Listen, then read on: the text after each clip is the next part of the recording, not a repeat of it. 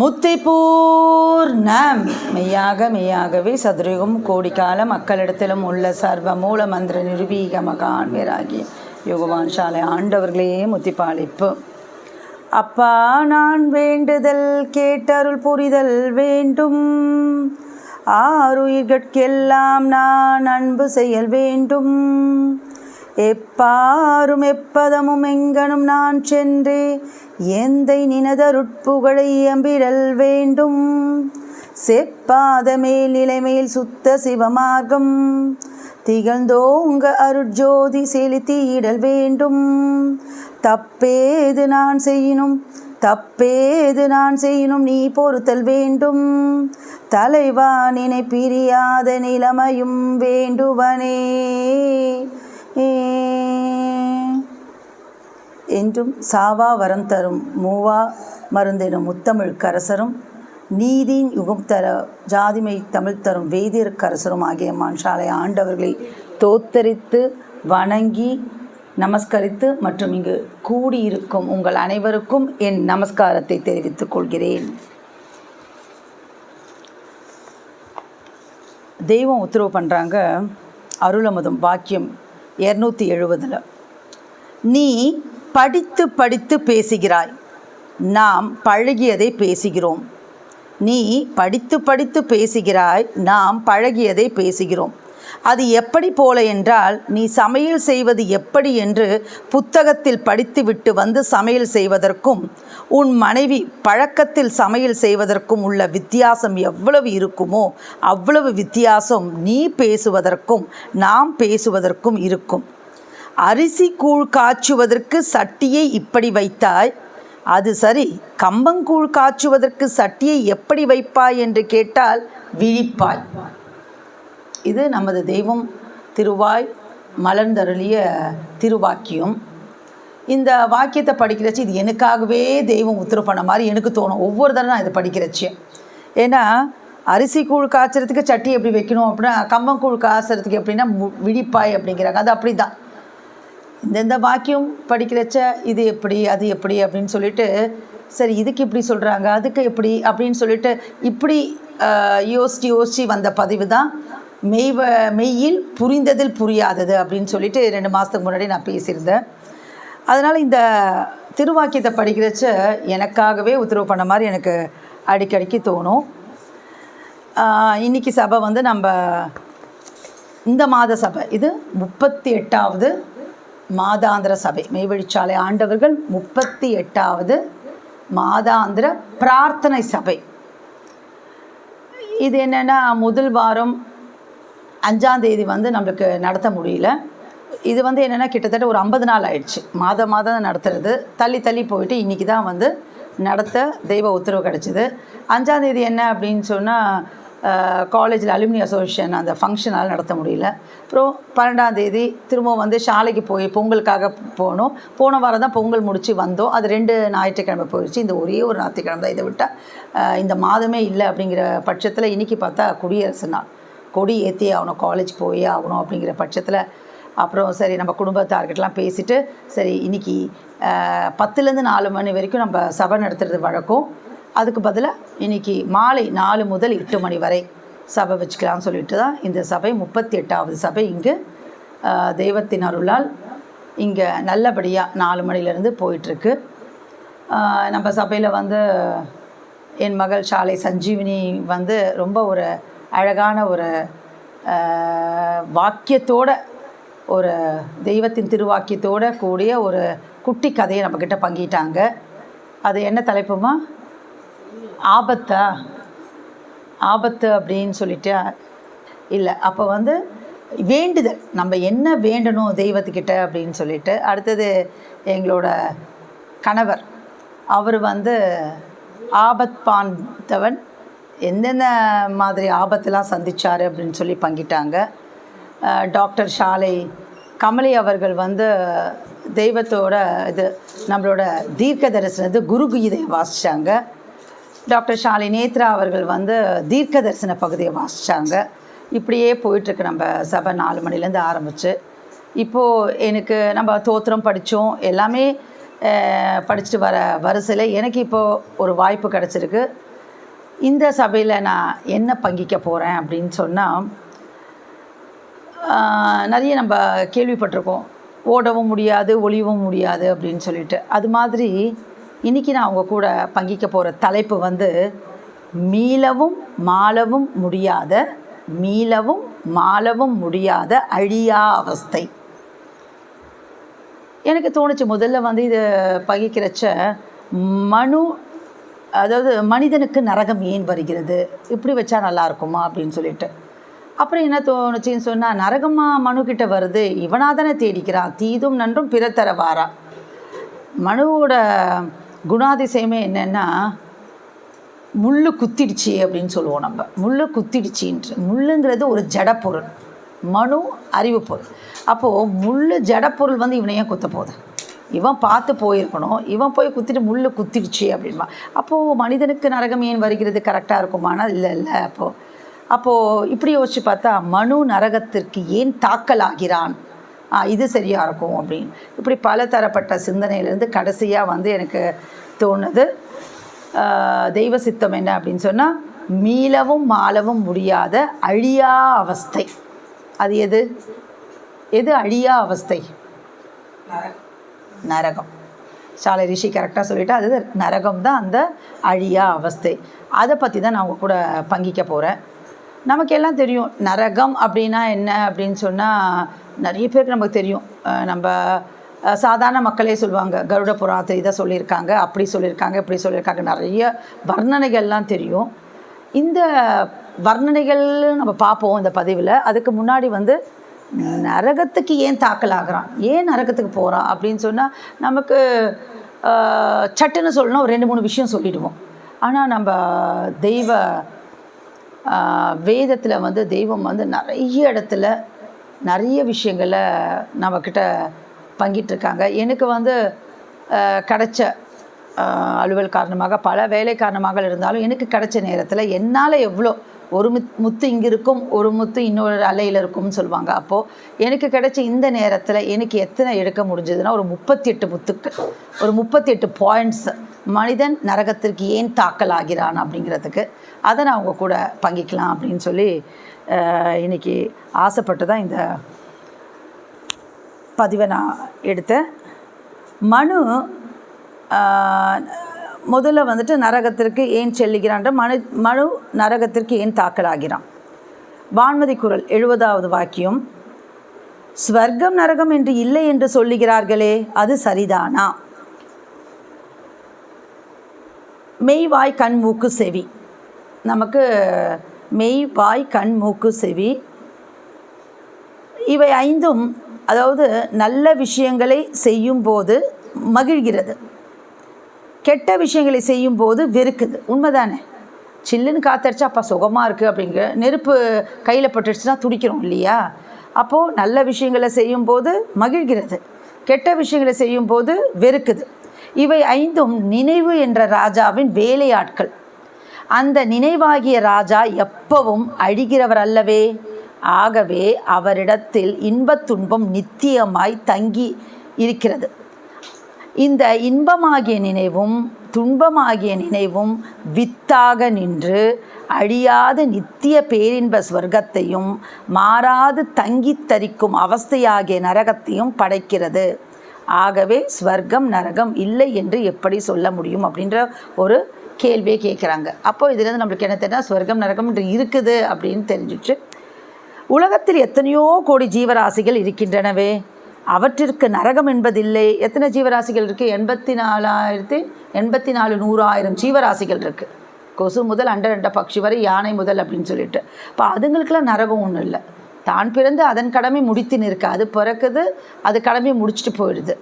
மனுவுக்கு மட்டும்தான் ஸ்வர்க நரகம். அவைகள் செத்தால் அதோடு சரி, பிறகு ஒரு வாழ்க்கை என்பது அவைகளுக்கு கிடையாது. ஆனால் மனிதனுக்கு மட்டும் நரகம் ஏன் வருகிறது? மனிதனுக்கு உன்னத அறிவை தந்தது தெய்வத்தினுடைய நேசத்தை தேடி கொள்ளவே. மனுவுக்கு ஏன் இறைவன் வந்து அந்த அறிவு பரிசை ஏன் தந்தாங்க அப்படின்னு சொன்னால், உன்னத தெய்வத்தினுடைய நேசத்தை தேடிக்கொள்ளவே, அதாவது மெய்ப்பொருளை தேடி அடைந்து ஈசனின் அன்பிற்கு பாத்திரமாகவே. ஆனால் இவனோ இறைவன் தந்த அறிவை பொய்ப்பொருளை தேடுவதற்கே. இதான் அந்த 38 முதல் பாயிண்ட்டு. இவன் இறைவன் தந்த அந்த அறிவை பொய்ப்பொருளை தேடுவதற்கே காலமெல்லாம் செலவு செய்கிறான். மெய்ப்பொருளை தேடும் இச்சை அணுவும் இல்லை. நித்திய ஜீவனை பெற்றவனாதலால் யுகங்கோடி கால அழியா நரக அவஸ்தையில் சிக்கி தவிக்க நேர்கிறது. ஸோ மெய்ப்பொருள், அறிவு பொருள் தெய்வம் இவனுக்கு கொடுத்துருக்காங்க.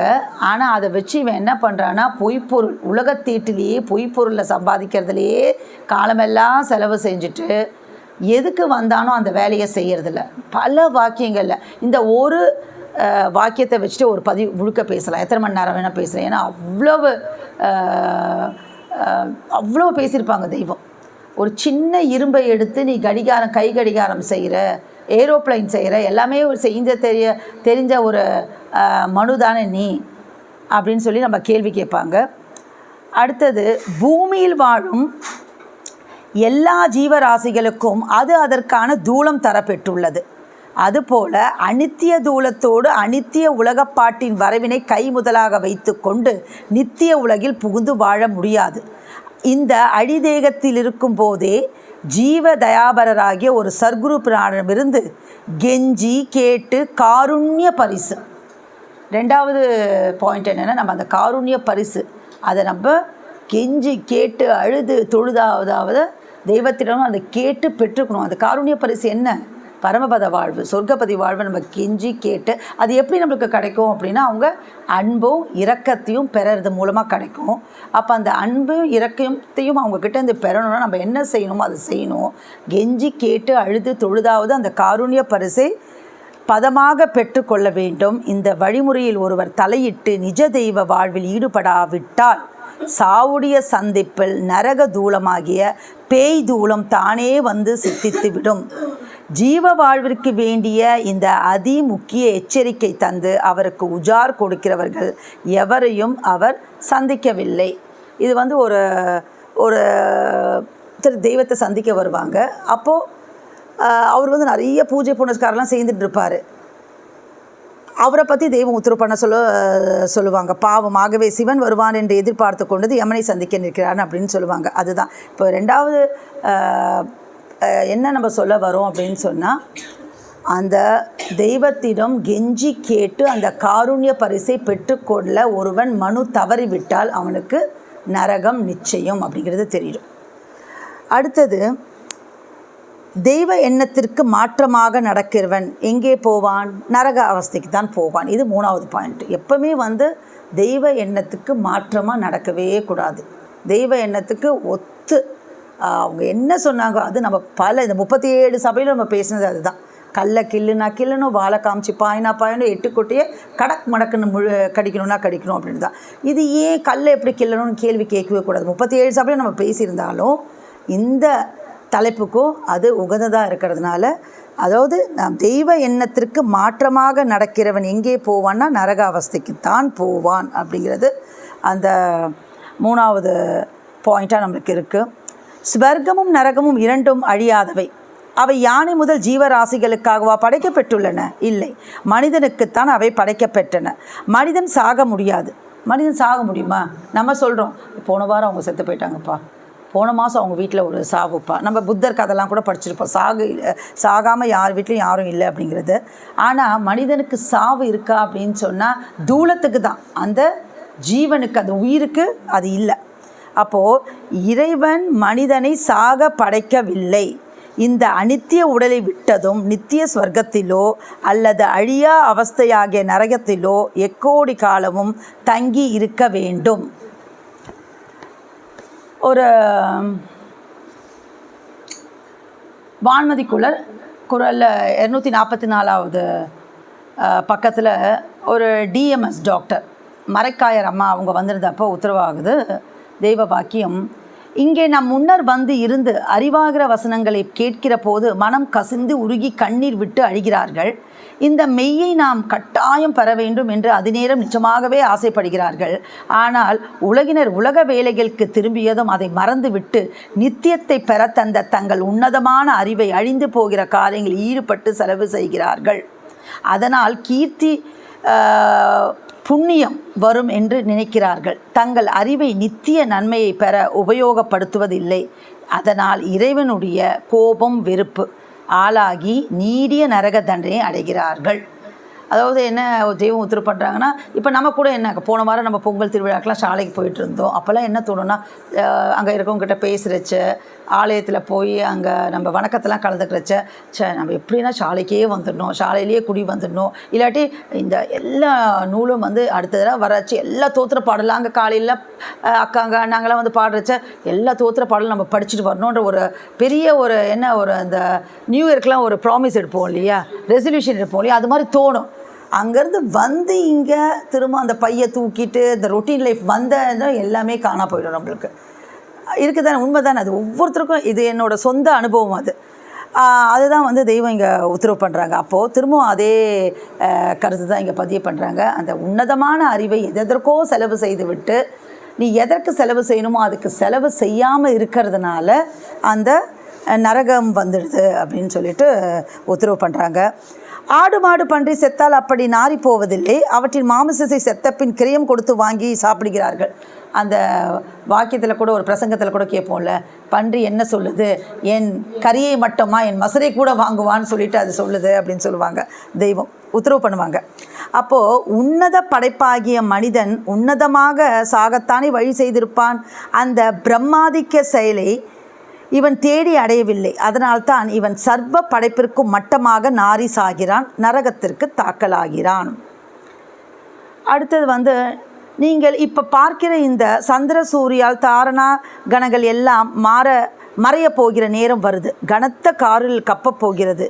இங்கு யுகத்தவசாலையில் அதாவது யுகத்தவசில் ஒட்டி இருக்கிறவர்களுக்குத்தான் அது நேரம் தெய்வீக பிரபையாகிய ஒரு வெளிச்சம் கிட்டும். மற்றையோர்கள் கப்பிய அந்த காரில் சிக்கி, கப்பிய காரில் சிக்கி மாள வேண்டியது தான். அதாவது என்னென்னா, இப்போது அந்த யுகத்தவசாலையில் யுகத்தவசில் என்ன சொல்கிறாங்கன்னா, தெய்வம் வந்து யுகத்தவசில் ஒட்டி இருக்கிறவர்களுக்குன்னு சொல்கிறாங்க. யுகத்தவசில் இருக்கிறவங்களுக்குன்னு சொல்ல, யுகத்தவசில் ஒட்டி இருக்கிறவர்களுக்கு அப்படின்றாங்க. அப்போது பாப்பா கூட அடிக்கடி கேட்பேன், என்னம்மா பிரளயம்லாம் வந்துட்டுன்னா எப்படி மகசர் மைதானம் சொல்கிறாங்களே, அது வெளி சாலை கூட இல்லை, உள் சாலையில் மட்டும்தானம்மா, இப்போ நமக்கெல்லாம் எப்படி போக முடியும், நம்மளுக்கு எப்படி தெரியும் அப்படின்னு சொல்லிட்டு அப்போ கேட்டப்போ, இல்லைடா நம்மளுக்கு தெரியும் அப்படின்னு சொன்னப்போ அதுக்கு தெய்வம் வந்து ஒரு வாக்கியத்திலே உத்தரவு பண்ணுறாங்க. இப்போது போன வாரத்தில் தான் நான் சமீபத்தில் படித்தேன் அப்படின்னு சொல்லிட்டு, அது என்னென்னா, அந்த இது பிரளயம்ன்றது திடுதிப்புன்னு வந்துடாதாம்மா, அது வர சொல்ல வந்து நமக்கெல்லாம் அறிவுறுத்தி அந்த நேரத்தில் அதுக்கு தகுதி உள்ளவர்கள், அந்த சத்திய மெய் வழியில் அந்த சத்தியத்தோடு நடக்கிறவங்களுக்கு அந்த புத்தி கொடுத்து தெய்வம் அங்கே வர வச்சுப்பாங்க அப்படின்னு சொல்லுவாங்க. இன்னொரு வாக்கியத்தை சொல்லுவாங்க, நீ இவ்வளோ நாள் இங்கே இல்லாமல் அப்போ மட்டும் வந்து ஒளிந்து கொள்ள இது என்ன கல்லர் குகையான்னு கேட்பாங்க. அப்போ வந்து நாங்கள் இந்த வேலியில் வந்து நம்ம புடம் போட்டு வச்சுருப்போம், வேங்கியை கட்டி வச்சுருக்கோம், நீ வர முடியாதுன்னு சொல்லியிருப்பாங்க. இது என்னன்னு சொன்னால் அந்த நேரத்தில் வந்து நமக்கு அங்கே நம்ம போய் சேர்ந்துப்போம் அப்படின்னும் நம்மளுக்கு சொல்லி வச்சுருக்காங்க. அப்போது இதில் எனக்கு என்ன புரிதல்னா, யுகத்தவசாலில் ஒட்டி இருக்கணும் அப்படின்றாங்க. அந்த நினைவில் தெய்வத்தின் நினைவு, உன் நினைவை எம்மிடத்தில் வை. எம் நினைவு வந்து அந்த இதில் சொர்க்கபதி வாழ்வில் வந்து உலாவிட்டு இருக்கு. ஒரு நேரத்தில் அது டக்குன்று அங்கே போய் மாட்டிக்கொள்ளும்னு சொல்லுவாங்க இல்லையா. அப்போது நம்ம நினைவை வந்து தெய்வத்துக்கிட்ட வந்து ஒட்டி வச்சுருக்கணும், அது ரொம்ப ரொம்ப முக்கியம் அப்படின்னு இதில் ரொம்ப நம்மளுக்கு பட்டவர்த்தனமாக புரியுது. இன்னொரு வாக்கியத்தில் ரொம்ப அழகாக தெய்வம் சொல்லுவாங்க, சோத்து பானைக்குள்ளே கையை போட்டுன்னு இருக்கிறதுனாலேயே சாப்பிட்டதுக்கு நீ பசியாருன்னு ஆகிடுமான்னு கேட்பாங்க. நான் சோத்து பானையில் கூட தானே கை வச்சுருக்கேன், நான் கையிலே வச்சுட்டு இருக்கேன் சோத்து பானைக்குள்ளேன்னா, ஆனால் அது பசியாருனதுக்கு சமமானு கேட்பாங்க. அதையும் நம்ம இங்கே ஒப்பிட்டு பார்க்க வேண்டியிருக்குது.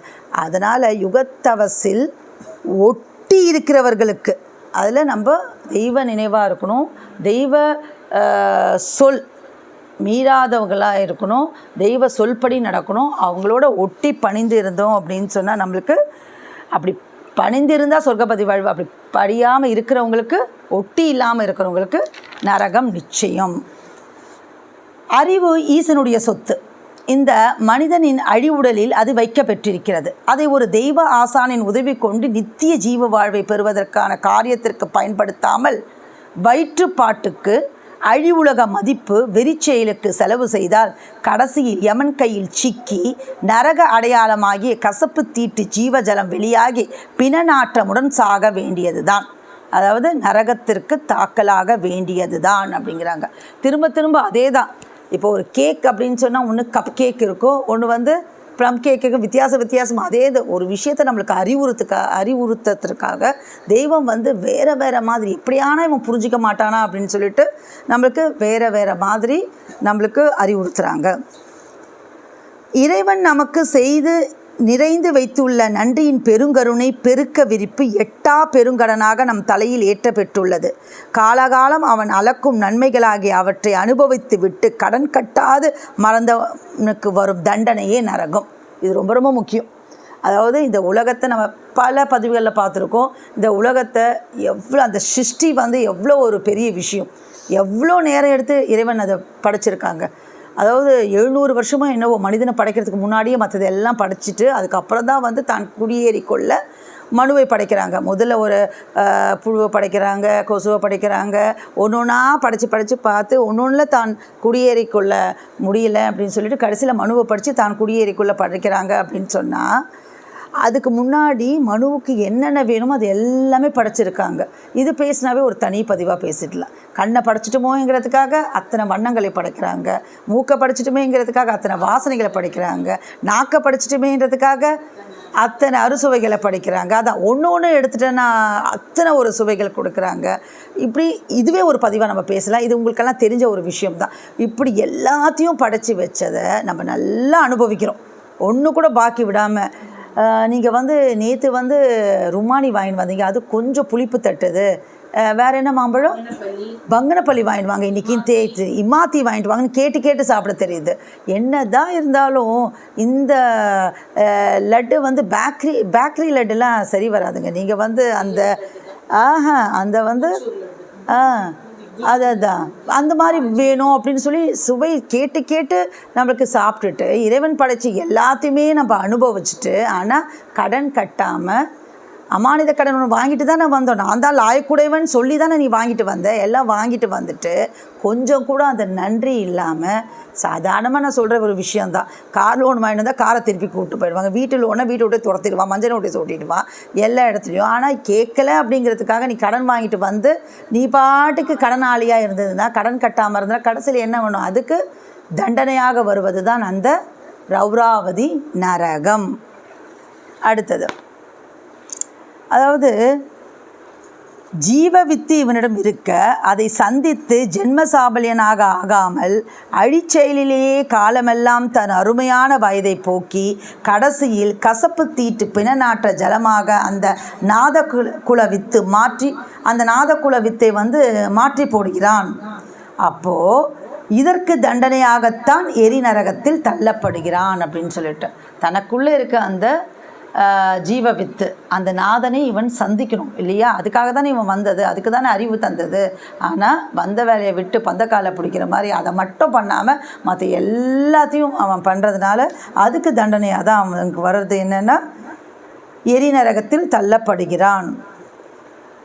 சும்மா இருப்பவனுக்கு, அதாவது ஒரு பாடும் படாமல், நம்ம என்ன பாடுபட்டுருக்கோம், நம்ம தவம் பட்டுருக்கோமா, சும்மா தானே இனாமாக தானே கொடுக்குறேங்கிறாங்க தெய்வம் நம்மளுக்கு சொர்க்கபதி வாழ்வு. சும்மா இருப்பவனுக்கு யமனுடைய ஆக்னை செயல்படாது போகிறது என்றால் அது சுலபமா? யமன் இந்த உலகம் என் கை அடக்குங்கிறாங்க, அப்போ தெய்வம் என்ன சொல்கிறாங்க அப்படின்னு அந்த யமனே என் கை அடக்குன்றாங்க. அது எப்படி சொல்ல முடியுது அவங்களால? அவங்க பட்ட தவம் பாடுனால சொல்ல முடியுது. ஆனால் நம்மளும் எமன்லாம் எங்களை ஒன்றும் பண்ண முடியாதுன்னு நம்ம சொல்லிக்கிறோன்னா அது என்ன ஒரு தைரியம்? நம்ம தெய்வம் இருக்குங்கிற ஒரு தெய்வம் நம்ம கூட இருக்காங்கன்ற ஒரு தைரியம் தானே. ஒரு பாடும் படாமல் நம்ம அப்படி சொல்கிறோன்னா அது என்ன சாதாரண காரியமா, சுலபமானு கேட்குறாங்க. எக்காலத்திலாவது நடந்ததா? இல்லையே. எவ்வளோ பேர் வந்தாங்க, வந்த பாரவன்கள்லாம் எவ்வளோ பேர் வந்தாங்க, அவங்க பாடுபட்டாங்க, அவங்க பலன் அடைஞ்சாங்க, அவ்வளோதான். அந்த வழியை வேணால் நூலில் சொல்லி வச்சுருக்காங்க. ஆனால் தாம் பட்ட பாட்டை தவப்பாட்டை மற்றவங்களுக்கு ஜிபே பண்ணி அவங்க பெனிஃபிட் அனுப்ப வைக்கணுங்கிறது இதுவரைக்கும் இனிமேல் நடக்காத ஒரு காரியம். அது நடந்ததுன்னா அது நம்ம தெய்வத்தால் மட்டும்தான் அது நடந்தது.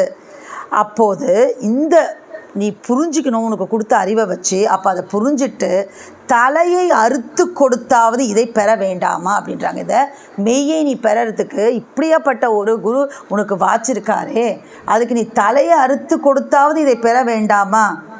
அப்போது அப்படி பெறாமல் நீ ஒரு குத்தியனை வச்சுட்டு எண்ணத்தில் மாற்றக்காரனாக இருந்தால் யமன்தான் வருவான். மனோவாக்கு காயம் மூன்றிலும் திரிகரண சுத்தியாக இருக்க வேண்டும். குத்தி தன்னறிவு கூடாது. தேவ அறிவுக்குத்தானே முக்தி, மனித அறிவுக்கா முக்தி இல்லையே. அது உன்னை நரகத்தில் கொண்டு போய் சேர்க்கும். அதாவது குத்தி எண்ணம் இருக்கக்கூடாது, சிவனேன்னு இருக்கணும். தெய்வம் சொன்னாங்களா, தெய்வம் சொன்ன ஒரு காரியம் அது ஏதோ ஒரு காரணம் இருக்கும் அப்படின்னு சொல்லிட்டு இந்த குத்தி எண்ணம் தன்னறிவில் சாயக்கூடாது. தன்னறிவில் சாஞ்சால் நேராக நரகம் தான். ஒன்றும் பாஸ்போர்ட் விசா எதுவுமே வேண்டாம், எதுவுமே வேண்டாம், எங்கேயுமே போவேனா, நோ செக்இன் டேரெக்டாக நம்ம நரகத்துக்கு போயிடலாம். அந்த தன்னறிவில் அப்படின்றத மட்டும் தன்னறிவில் சாயக்கூடாது. தெய்வ அறிவில் ஒட்டி பணிந்து அவங்கள வணங்கி நடந்துட்டால் ஒரு கஷ்டமும் இல்லை. அப்படி இல்லைன்னா நரகவாதி ஆக வேண்டியது தான். செக்கில் போட்டு ஆட்டுகிறதும் வாளால் அறுக்கிறதும் ஆக சித்திரங்கள் போட்டு நரக தண்டனைகளை காட்டியிருக்கிறார்களே, அது சத்தியமே. ஏனெனில் இறைவன் கட்டளைக்கு மாறி நாம் நடந்து கொண்டது எல்லாம் சும்மா போவதில்லை. அவை யாவும் அவரவரின் ஜீவ ஏட்டில், ஜீவ புத்தகம்னு சொல்கிறோம் இல்லையா, நம்ம எல்லார்கிட்டையுமே ஒரு ஜீவ புத்தகம் இருக்குது. அதில் நடக்கிறது எல்லாமே பதிவாயிட்டே இருக்குது. அதுதான் தெய்வம். நம்ம என்ன இந்த பாவ விமோச்சன மந்திரம்லாம் படிப்போம் இல்லையா, வருஷம் ஆலயத்தில் வைகாசி திருவிழாவில் நம்ம படிக்கிறோம். அப்போது என்னென்னா சில தெய்வம் இன்னொரு வாக்கியத்தில் உத்தரவு பண்ணுறாங்க, நீ என் முன்னர் நின்று அந்த சந்நிதியில் இந்த பாவம் நான் செய்துட்டேன், என்னை மன்னிச்சுங்க தெய்வன் வாய் விட்டு நீ கேட்டுடு. அப்படி கேட்டால் ஜீவ புத்தகத்தில் இருந்தாலும் அது கேள்வி கேட்கப்பட மாட்டாதுங்கிறாங்க. நீ ஒன்றுமே கேட்காம பண்ண தப்பும் பண்ணிட்டு நீ பாட்டுக்கு இருக்கக்கூடாது. நீ அதை கேட்டுட்ட அப்படின்னு சொன்னால் ஜீவ புத்தகத்தில் ஏற்றி இருந்தாலும் அதற்கு அதை நம்ம அந்த ஜட்ஜ்மெண்ட் டேயில் கேள்வி கேட்கப்பட மாட்டாது அப்படிங்கிறாங்க. அந்த உளவு கூட நமக்கு சொல்லி கொடுத்துட்றாங்க எப்படிலாம் இருக்கணும்னு சொல்லிட்டு.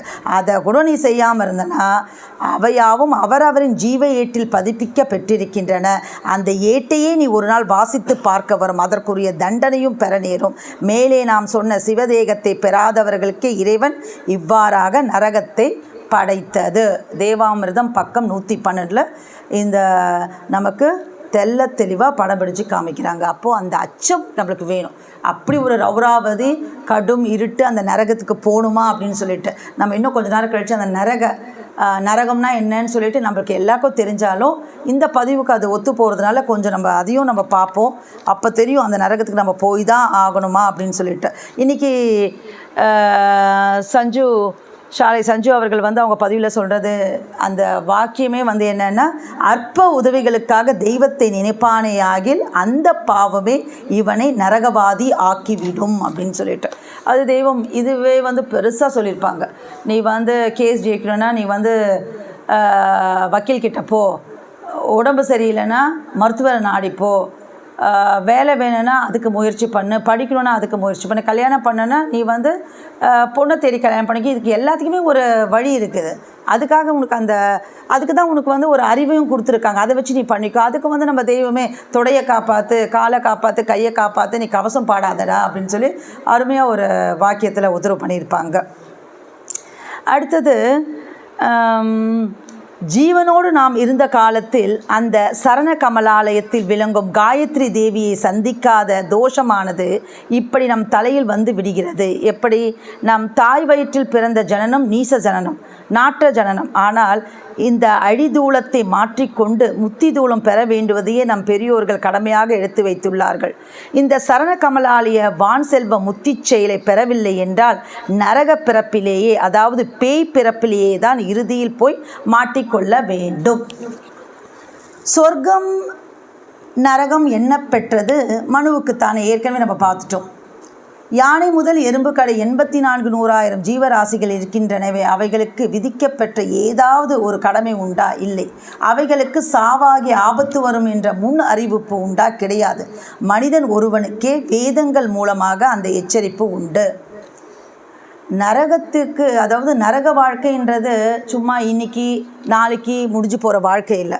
எந்த ஒரு தண்டனை கொடுத்தா கூட என்னென்னா, இப்போ கூட நம்ம ரீசெண்டாக ஒரு கல்கட்டா கேஸில் பார்த்தோம், லைஃப் இம்ப்ரிசன்மெண்ட்னு கொடுத்துருக்காங்க. எந்த ஒரு தண்டனை கொடுத்தாலும் கொஞ்ச நாள் கழித்து என்ன பண்ணுவாங்கன்னா, நன்னடத்தை காரணமாக இவங்கள நாங்கள் வெளியே விட்டுடுறோம் அப்படின்னு சொல்லுவாங்க. அது மாதிரி இந்த நரக தண்டனையில் அப்படிலாம் விடுறதுக்கான வாய்ப்புலாம் இல்லவே இல்லை. வேதத்தில் எங்கேயுமே சொல்லலை. அதாவது இது கோடி கால நரக வேதனை தான் சொல்கிறாங்க. அப்போது இந்த நரக வாழ்க்கை என்று நீண்ட கால வயதுடையதாச்சே. மனிதனுக்கு வரும் சாவு என்பது சொர்க்கம் அனுபவிக்கவோ அல்லது ரௌராவதி எரி நரகத்தில் அழகை உடலெடுத்து அவஸ்தையுறவோ நுழையும் வாசல் என்று நமக்கு தெரியும். நமக்குள்ளாக இத்தூளம் கடந்து ஜீவதேகம், அதுதான் இந்த அறிவு கொடுத்தது எதுக்கு அப்படின்னு சொன்னால், அந்த ஜீவதேகம் ஒன்று இருக்கிறது. அதை பெறுவதற்காகவே இந்த மனிதன் வந்தான். மனிதனுக்குள்ளாக தூள சூக்கும காரண மகா காரணம் என்ற 4 தேகங்கள் இருக்கின்றன. கடைசி தேகமாகிய மகா காரணமே சிவம். அந்த சிவபதத்தை பெறுவதற்கே இறைவன் இந்த மனுதூளத்தை நமக்கு தந்தான். அந்த பரிசுத்த தேகத்தை நமது இந்த முகக்கண், அதாவது ஊனக்கண் கொண்டு பார்க்க முடியாது. அகக்கண், அதாவது ஞானக்கண் பெற்றவர்கள்தான் அந்த சிவரூபத்தை தரிசிப்பார்கள். நமது ஜீவ குகைக்குள்ளாக இதோ நம் தெய்வம் இருக்கிறது என்று நேருக்கு நேர் காண உட்கார்ந்து இருக்கலாம். இந்த பேட்டை பெறாதவர்களுக்கு தண்டனையாகவே இறைவன் நரகத்தை படைத்திருக்கிறான். அப்போ அந்த ஜீவதேகத்தை நம்ம கண்டு, அதாவது இந்த தூள உடம்பு இருக்கிறச்சி அந்த ஜீவதேகத்தில் நுழைஞ்சி போக்குவரத்து பண்ண நம்ம கற்றுக்கணும். அது எப்படி கற்றுக்கணும்? தாந்தோணித்தனமாக நாமளே கற்றுக்கக்கூடாது. நம்மளுக்கு ஒருவர் கற்றுக் கொடுக்க ஒரு குருபிரான் மூலமாக அதை நம்ம கற்று பழக வேண்டும். அப்படி செய்யாவிட்டால் நரகமே தண்டனையாக வருகிறது அப்படிங்கிறாங்க. அழியாத அறிவை திரும்ப உனக்கு இறைவன் தந்தானே, அந்த அறிவை கொண்டு தேடிய முதல் எங்கே? கடைசியில் யமன் சந்திப்பில் பெறுகிற பேய் உடம்பா, நரக வாழ்வா, நரக அவஸ்தையாங்கிறாங்க. அந்த முதலெல்லாம் நீ வீண் முதலாக ஆக்கிட்டு கடைசியே அந்த பேய் கோலம் எடுக்கிறியே, அதுக்காப்பா நீ வந்த அப்படிங்கிறாங்க. மனு ஈசனாக வந்திருக்கிற குரு கொண்டல் அவர்களின் ஆற்றல் இப்படிப்பட்டது என்று நீ அறிவதற்காக தான் உபதேசம். அவர்களது வேத விளக்க வார்த்தைகளை நீ தெரிந்து கொள்வதால் மட்டும் பயனில்லை. அவர்களின் இரக்கத்திற்கு உரிய சற்பாத்திரனாக நீ ஆகுவதால் தான் உனக்கு ஸ்வர்க பதவி கிட்டும். அதை விட்டு அவர்களின் வெறுப்புக்கு ஆளானால் அடியோடே தொலைந்து சர்வநாசமாக போய் எக்கோடி காலத்துக்கும் நரகத்தில் அவஸ்தைப்பட வேண்டியது தான். அப்போது தெய்வத்தின் விருப்பு தான் சொர்க்கம், வெறுப்பு நரகம். அப்போ தெய்வ வெறுப்புக்கு நம்ம ஆளாயிட்டோம்னா நரகம் நிச்சயம். மனு நரகத்திற்கு ஏன் தாக்கலாகிறான் அப்படின்னா, குரு பெருமானோட தெய்வத்தோட வெறுப்புக்கு ஆளாகாமல் இருக்கணும். அப்படி ஆளாயிட்டானா நிச்சயமாக அந்த நரக தண்டனையை அனுபவிக்க வேண்டும். உலகத்தில் நிறைய ஆச்சரியம் அப்படிலாம் நம்ம பேசுவோம். அதில் பெரிய ஆச்சரியம் என்னென்னா, நரக நெருப்பின் வேதனை பற்றி அறிந்த மனிதன் தெரியாமல் இருக்குது. நரகனா இப்படி இருக்கும்ன்றாங்க, சும்மா எண்ணெயில் போட்டு பொரிப்பாங்க, நம்ம எல்லாம் கேள்விப்பட்டிருக்கோம் சாதாரணமாகவே. அப்படி தெரிஞ்சும் அது பற்றி சிந்திக்காமல் தொடர்ந்து பாவம் தவறு செய்வது பெரிய ஆச்சரியம், அப்படி தானே? அடுத்தது, நரகம் சொர்க்கத்தை பற்றி அறிந்த மனிதன் உலக செல்வங்களை சேர்த்து வைப்பதில் தமது முழு வாழ்வையும் கழிப்பது அதைவிட ஒரு பெரிய ஆச்சரியம். இதற்கு முன் வந்த மகத்துக்களில் யாராவது நரகத்தை பற்றி இவ்வளவு விரிவாக பேசி இருக்கிறார்களா அப்படிங்கிறாங்க. இது வரைக்கும் நரகம் சொர்க்கம்னா சொல்லியிருக்காங்க, கருட புராணத்தில் சொல்லியிருக்காங்க, கொஞ்சம் விஷயங்கள் சொல்லியிருப்பாங்க. அவ்வளோ தெளிவாக அப்படியே பார்த்து அந்த வர்ணனையோடு சொன்னது நம்ம தெய்வத்தை தவிர, அது சாவில் 2 விதம் இருக்கிறதாகட்டும், இவ்வளோ தெளிவாக யாரும் இது வரைக்கும் சொன்னதில்லை. ஆனால் நம்ம தெய்வம் நம்மளுக்கு அப்படியே படம் பிடிச்சு காமிக்கிறாங்க. அவங்க அது உத்தரவு பண்ணுறச்ச நமக்கு அப்படியே அவங்க கூட இருந்து பார்த்ததை அப்படி நமக்கு உணர்த்துவாங்க. இது நான் விஸ்வநாத திருவொளி வசனம் பக்கம் 236. அநியாய மரணம் என்றால் இன்னதென்று உங்களுக்கு திட்டமாக தெரியாது. நாம் பல சமயங்களிலும் பேசியதை கேட்டு உங்கள் உள்ளத்தில் நீங்களாக எண்ணிக்கொண்டிருப்பீர்களே, அது அல்ல. அது இன்னது என்பதை நாம் வெளியாக்கப் போகிறோம், கேளுங்கள். ஒருவனுக்கு பசி வந்தால் தாங்க முடிகிறதா? இல்லை. எதையாவது சாப்பிட்டு அதை மாற்றி விடுகிறான். கடுமையாக ஒரு வேலை செய்து விட்டு வருகிறான். அப்போ எழுகிற பசி இன்னும் கடுமையாக இருக்கும் அல்லவா? ஆம், அந்த பசிக்கு ஆகாரம் கொடுக்காமல் 2-3 வேளை அல்லது 2-3 நாட்கள் தள்ளினால் அப்போ எழுந்து வாட்டுகிற பசி என்ன கொடுமையுடையதாக இருக்கும்? சுத்தம், ருசி, மனம் எதுவும் பார்க்காமல் எதையாவது தின்று அதை நிவர்த்தித்து கொள்ள பார்ப்பான் அல்லவா? ஆம், அப்பேர் கொத்த கடும் பசி இப்போ இருக்கிற நம்மளுக்கு சாதாரணமாக இருக்கிற பசி விட அந்த நரகவாதிகளுக்கு எப்படி இருக்குன்னா 9 மடங்காக ஆக்கப்பட்டு என்றென்றைக்கும் மாறாது இருக்கும்படிக்கு நரக தூளத்துக்கு தரப்பெறுகிறது. நரகம் என்ற பெயருக்கு ஏற்ப அங்கு 7 ரகமான நரகல் குவியல்கள் இருக்குமா. நரகம் அப்படின்னா நரகல்னால் தெரியும்ல, 7 குவியல் இருக்குமாம்மா. இது ரொம்ப ரொம்ப நீங்கள் கவனித்து கேட்கணும். இன்றைக்கி இந்த பதிவில் இதை பற்றி தெரிஞ்சிட்டாவே நம்மளுக்கு போதும். ஒவ்வொரு குவியலுக்கும் பக்கத்திலும் அதற்கு காவலாக 2 ஆட்கள் கட்டையான 9 அங்குல உயரமுடைய கொம்புகளையுடைய கிங்கிலியர்கள் நிற்பார்கள். அவர்கள் கைகளில் பழுக்க காய்ச்சிய உருக்கு அக்னி சாட்டைகள் இருக்கும். நரக பசியின் கொடுமை தாங்காது நரகளை திருடி தின்றவர்களை அந்த அக்னி சாட்டையால் கிங்கிலியர்கள் அடிப்பார்கள். இப்படி பல முறை அடிப்பட்டு நரகவாசிகளின் தேகம் பூராவும் ஆறாத புண்ணாகி சீழ்வடிந்த வண்ணம் இருக்கும். அப்படியே கண்ணு முன்னாடி வருது இல்லை, கட்டையாக நிற்கிறாங்க, 9 குவியல் இருக்குது, 9 மடங்கு பசி இருக்குது, வேறு வழியில் அந்த நரகல் அள்ளி சாப்பிட போனால் சாட்டையால் அடிப்பாங்களாம். சாதாரண சாட்டையில், நெருப்பு சாட்டையில் அடிப்பாங்களாம். இதை அடித்து என்ன ஆகுதுன்னா சீழ்வடிதாமா. அப்போ புளியங்கோட்டை அளவுக்கு கூட புண்ணில்லாத பாகம் அவர்களின் தேகத்தில் காண முடியாது. அப்படியுள்ள அந்த தேகத்தை ஊர் விட்டு ஊர் போகிற கூட்டம் போல் சாரி சாரியாய் நெளிந்து ஊர்ந்து செல்லும் புழுக்கள் ஒரு புண்ணிலிருந்து மற்றொரு புண்ணுக்குள் நுழைந்து துளைத்த வண்ணம் இருக்கும். அதோடு சுளீர் சுளீரென கடிக்கும் எரிபூச்சி கடிகளின் வாதனையும் கூடிக்கொள்ளும். சீழ்வடியும் புண்களின் மேல் எந்நேரமும் மொளேர் மொளேர் என மொய்க்கும் கதண்டளவான ஈக்களின் கூட்டம் தேகமெங்கும் உட்கார்ந்து சதையை பீத்து தின்று கொண்டே இருக்கும். இந்த வாதனைகள் எல்லாம் பத்தாதென்று கீழே கால் வைத்த இடமெல்லாம் பாம்பு, தேல், நட்டுவாக்காளி, சீயான், பூரான் முதலிய விஷ ஜந்துக்கள் தொத்தி தொத்தி ஏறி கடித்த வண்ணம் இருக்கும். இந்த துன்பங்கள் எல்லாம் அவனுக்கு பத்தி எரியும் பசி கொடுமையின் முன்பு ஒரு பொருட்டாய் தெரியாது. இவ்வளோ கஷ்டம் இருந்தாலும் பாம்பு, தேர், பூரா ஓடின்றதால அது மேலே நடந்து போய் கூட அந்த நரகல்லேருந்து கொஞ்சம் அள்ளி சாப்பிட மாட்டோமான்னு அந்த அளவுக்கு பசி கொடுமை இருக்குமா. அப்போது அவன் என்ன பண்ணுவான், இந்த துன்பங்கள் எல்லாம் அவனுக்கு பத்தி எரியும் பசி கொடுமையின் முன்பு ஒரு பொருட்டாய் தெரியாது.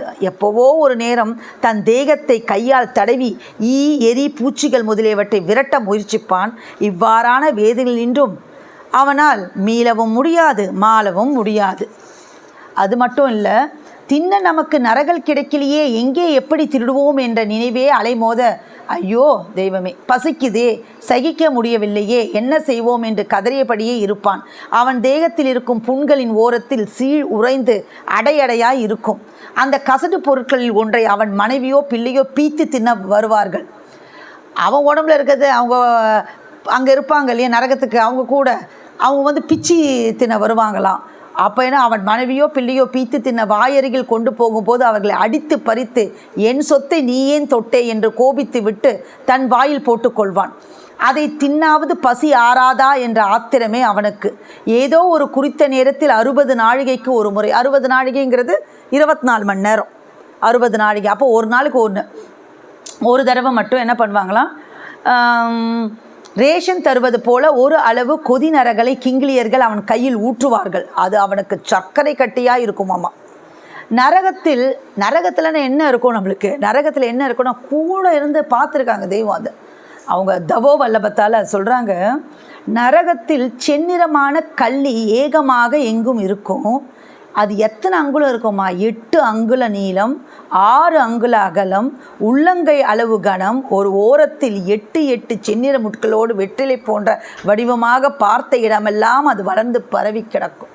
அந்த முள் எத்தனை 8 இருக்குன்னு கூட கணக்கு சொல்கிறாங்க அவங்க. நமக்கு கேள்வி கேட்பார் இல்லாமல் அது எவ்வளவு வேணுமானாலும் அவன் தின்னலாம்.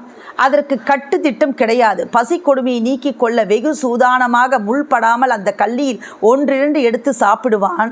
அது நாவில் பட்டதும் நாவை உரித்து விடுகிறது போன்ற காரலான கசப்பு, தேன் கொட்டியது போன்ற கடுகடுப்பு அவனை வாட்டும்.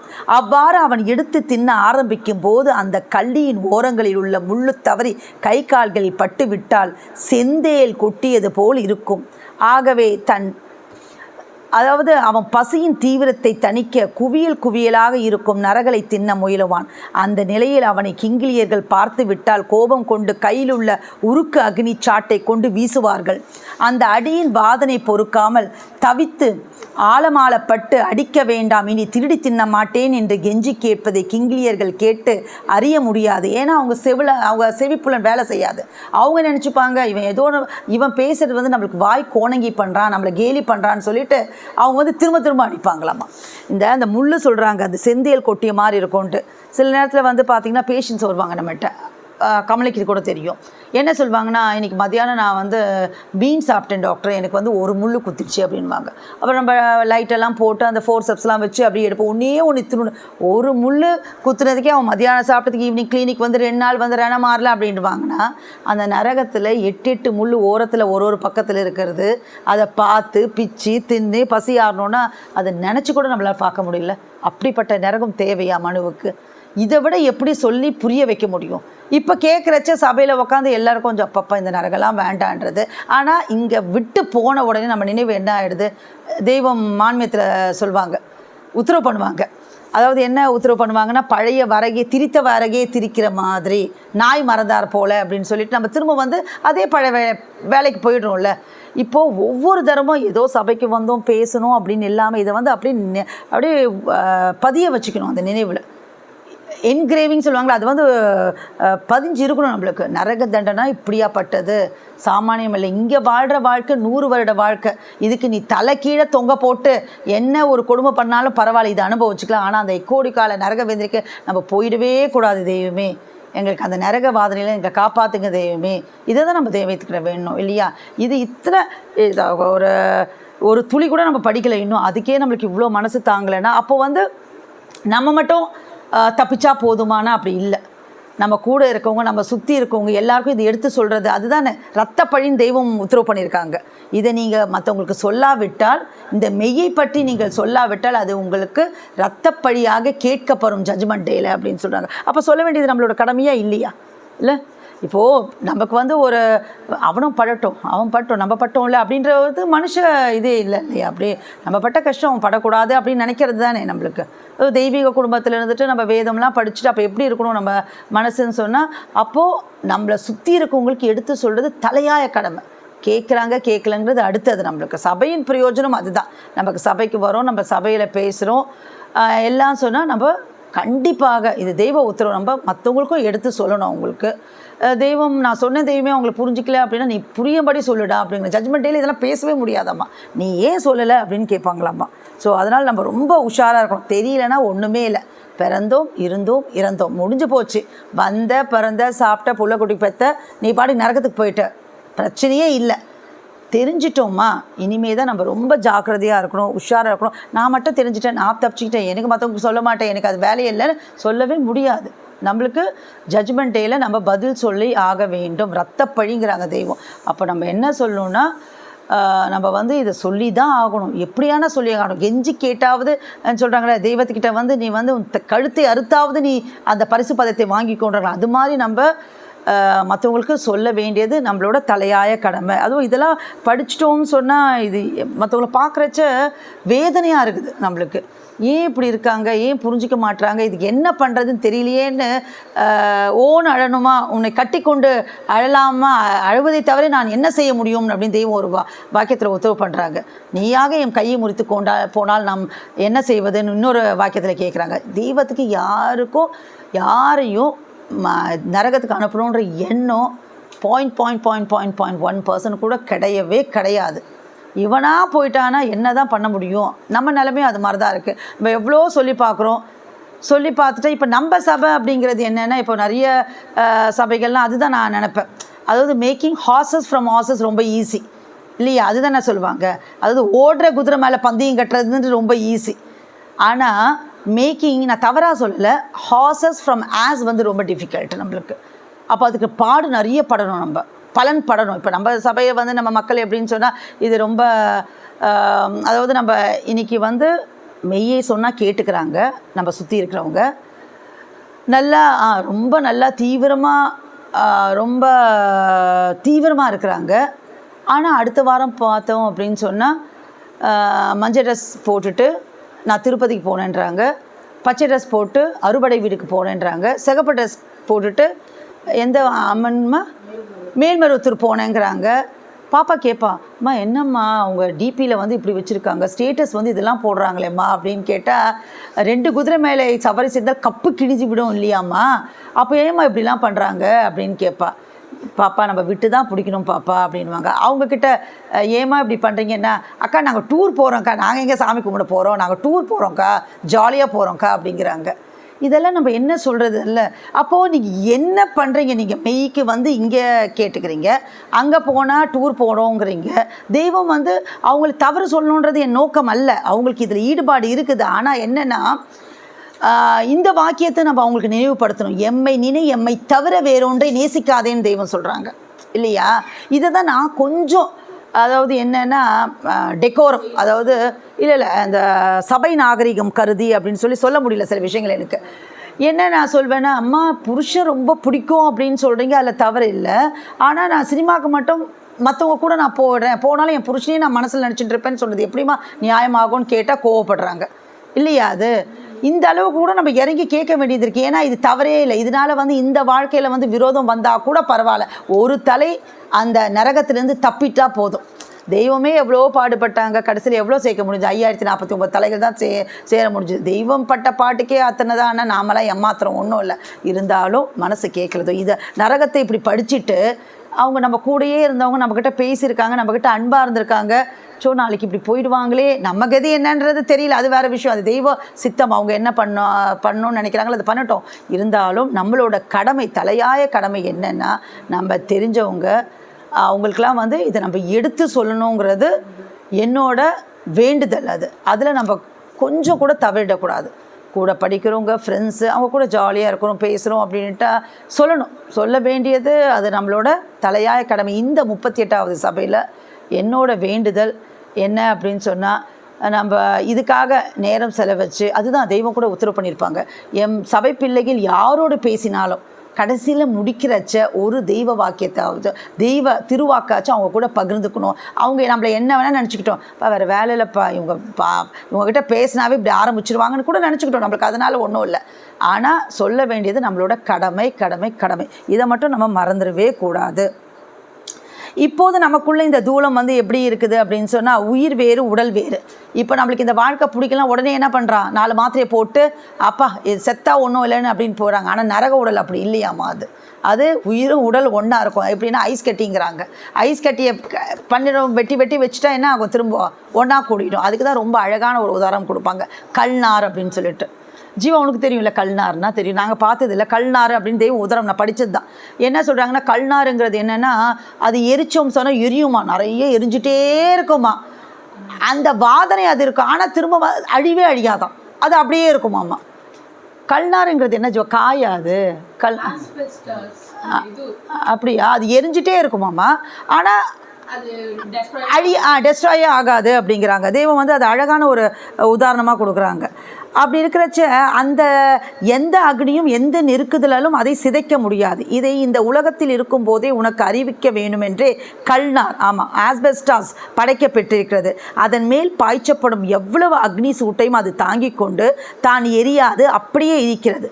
அதுபோலவே ஐஸ் கட்டியை அறுத்தால் அறுக்கும் கத்தி கீழே இறங்க இறங்க மேலே அறுப்பட்ட பகுதி ஒட்டி கொண்டே வருகிறது, பிளவு தெரியாமல் ஒட்டி கொள்கிறது. இவ்வண்ணமாகவே அங்கே நரக அவஸ்தை தூளமும் மாறாமல் சிதையாமல் அழியாமல் எக்கோடி காலமும் நிலைத்திருக்கிறது. மேலும் அதன் தூளத்தை போல் 9 மடங்கு வல்லபமான உணர்வோடு கூடிய அங்கக்குலங்களுடன் இருக்கும். இவ்வாறான வேதனைக்கு தண்டனைக்கு அப்போ 9 மடங்குனா இங்கே நம்ம அனுபவிக்கிற 1 மடங்கு வேதனை அங்கே 9 மடங்கு வேதனையாக இருக்கும் இல்லையா. 9 டைம்ஸ், 2 டைம்னாவே தாங்க முடியாது. 9 மடங்கு பசி, 9 மடங்கு வேதனை. இந்த அழியா அவஸ்தை எப்படி தாங்க முடியாது நம்ம தாங்கிறது. அதுலேருந்து மாளவும் முடியாது, மீளவும் முடியாது. நம்மளுக்கு அது பட்டு தான் ஆகணுன்றது. அதாவது கொஞ்சம் வருஷம் முடிஞ்சிருச்சுன்னா நன்னம்பிக்கை, அதாவது என்ன சொல்லுவாங்க, நன்னடத்தை காரணமாக இதிலேருந்து வெளியேறி அந்த நரகத்திலிருந்து நல்ல தேகம் பெறலாம் என்பது உண்டா? இல்லவே இல்லை. மீட்பிலா யுகங்கோடி காலம் மாறாத அவஸ்தையாச்சு. அது நிறைய இருக்குது. ஓயா பசி வாட்டும் அப்படிங்கிறாங்க. அங்கே துணி மட்டும் தான் தெரியுன்றாங்க. அதாவது எம்முடைய சத்தியதேவ பிரம்மகுலத்தில் எப்படியோ வந்து கூடிக்கொண்ட உங்களுக்கு அப்படி கடுமையான பாடில்லையே. இந்த தெய்வ பீடத்தின் மேல் நீங்கள் வைக்கும் வஞ்சகமற்ற ஒருமன அன்பு பிடியால் அதே நித்திய நீதி மெய்வாழ்வி இனாமாக கிட்டும் வசந்தம் அல்லவா நாம் இது நேரம் கொண்டு வந்திருப்பது அப்படின்னு சொல்லிட்டு தெய்வம் இதை பார்த்தா இப்படி இருக்குது. நம்ம வரும் சபைகளில் நம்ம வந்து அந்த பொன்மேனி வர்ணனையை நம்ம பார்க்கலாம். ஆனால் நான் படித்தது, நான் உங்ககிட்ட பங்கிட்டது வந்து இப்போ வந்து நரகத்தை பற்றி வந்து ஒரு துளி தான். அதாவது அருவருப்பான கருப்புடன் வெறுப்பு தரும் சாம்பல் நிறம் கலந்த கேசாதி பாதம் விரிசல் கண்டு எங்கும் சீழ்வடிய முள்முள்ளாயிருக்கும் அந்த நரக உடலை பார்த்த கண் நோகக்கூடிய அளவில் மகா கோரமாக இருக்கும். ஆனால் துணி அவன் இன்னார் என்று காட்டும்படியாய் மாறாது அப்படியே இருக்குமா. உடம்பு வந்து சீழ் இருக்கும், பக்கு இருக்கும், இந்த பக்கம் போகிற புழு அந்த பக்கம் வரும், எல்லாம் இருந்தால் கூட ஆனால் துணி மாறவே மாறாதான். துணி தான் அடையாளம். அங்கே பார்த்தா துணியை வச்சு கண்டுபிடிச்சிருவாங்க. துணி வந்து கொஞ்சம் கூட மாறவே மாறாதான். இப்படி தவியாய் தவிக்கிற நேரத்தில் அவனுக்கு இந்த எண்ணம் ஓடும், நரக வேதனையிலிருந்து தப்பிக்க ஒரே வழி இந்த மெய் வழிதான் என்று ஆதரவாய் கூறி விவரமெல்லாம் எடுத்து சொல்லி எச்சரித்தார்களே.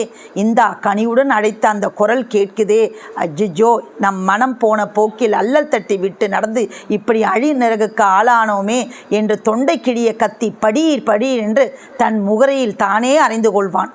அதனால் இரத்தமும் சீழும் சிதறி இறையும். அதே நேரத்தில் ஐயோ ஓயா பசி வாட்டுதே என்று அவன் அறியாமலேயே அவன் வாய் வீறிட்டு அயராது அலறும். இப்படியே யுகங்கோடி காலத்துக்கும் 1 நாளா 2 நாளா இவங்க வந்து இவ்வளோ பண்ணியிருக்காங்கன்றதுனால 6 மாதமா 6 வருஷமா 60 வருஷமா வாய் வீறிட்டு அயராது அலரும். இப்படியே யுகங்கோடி காலத்துக்கும் மீட்பே இல்லாத அவஸ்தையில் தவிப்பான். எல்லா நாளும் மாற்றமில்லாத ஒரே நாள் பொழுது போவதோ வருவதோ இல்லை. அவமான அசங்கியம் கடந்து நிற்கும் நரகாகினி அடி உதை வாளால் அறுப்படுவது இப்படியே மாறி மாறி விதவிதமான ஓயா இம்சை. இவற்றுக்கிடையில் மெய்யில் சார்ந்து நின்றவர்கள் பெற்றுக்கொண்ட பேரின்ப தங்கத் திருமேனி அவன் கண்முன் காட்டப்பெறும். எங்கே யார் நரகத்துக்கு போகிறவங்க நேராக நரகத்தில் கொண்டு போய் தள்ளிட மாட்டாங்களாமா. கொண்டு போய் சொர்க்கத்தை காமிப்பாங்களாம்.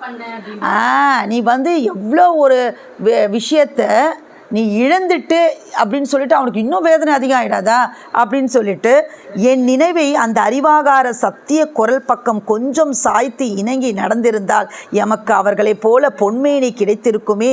இந்த நீங்கா நரக அவஸ்தையிலிருந்து கொடுமையிலிருந்தும் தப்பி இருக்கலாமே.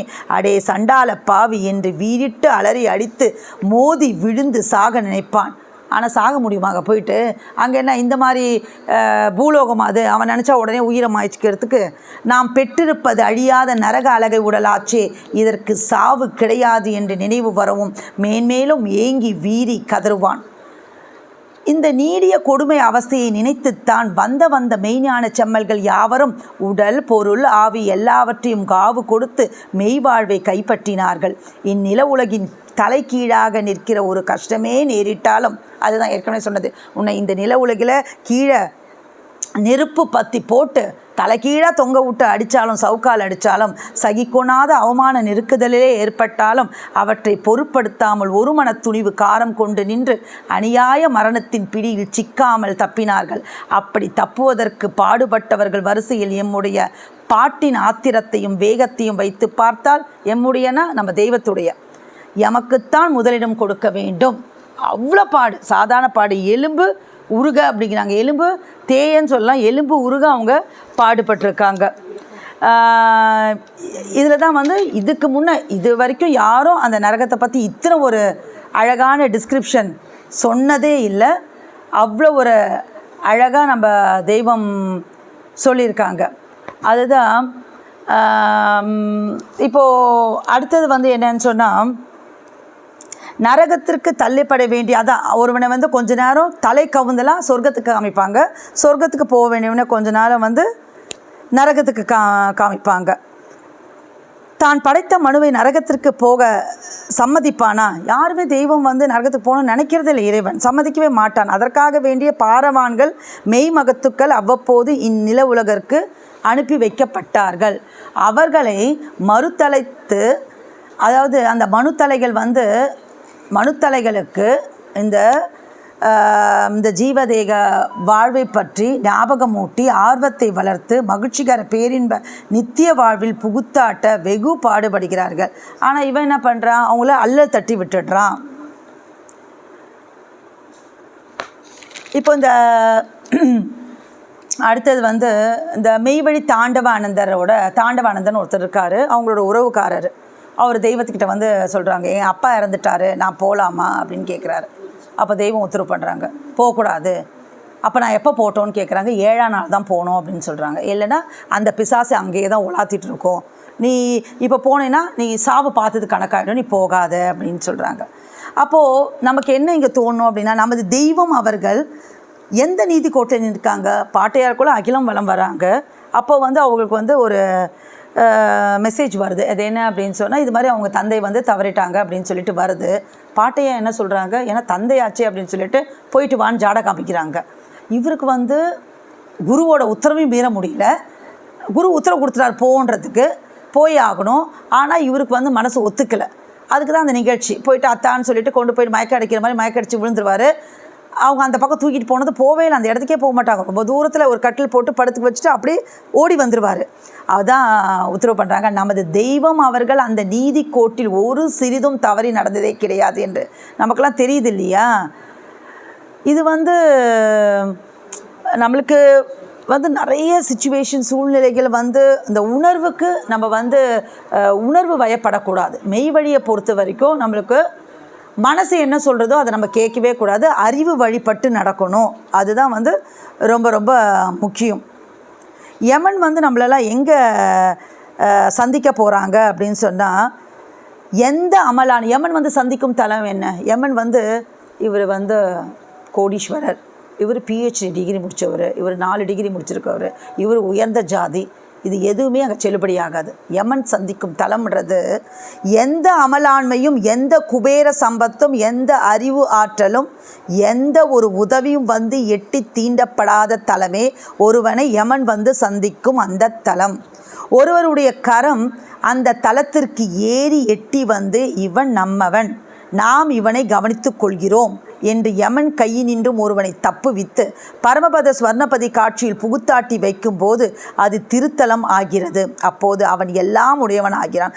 அப்படி அந்த தலத்தில் ஏறாதவன் எப்பேர் கொத்தவனாய் இருப்பினும் எல்லாம் இழந்தவனாய் இருப்பான், அவன் நரகத்திற்கு ஆளாக்கப்படுகிறான். அப்போது என்னன்னு சொல்கிறாங்க, இப்போவே அதுதான் நம்ம ரிஷி அடிக்கடிக்கு சொல்லுவாங்களே, செருப்பின் துணையை தேடிக்கொள்கிறான், குளிருக்கு சட்டையை போர்வையை தேடிக்கொள்கிறான். அப்போது ஒரு வழித்துணையை, நீண்டகால ஒரு துணை இருக்கு இல்லையா, அந்த வழித்துணையை நம்ம தேடி வைத்து கொள்ளணும். அந்த வழித்துணையை தேடி வச்சு கொள்ளாதவர்களுக்கு அந்த மனு நரகத்துக்கு தாக்கலாகிறான். அடுத்தது வந்து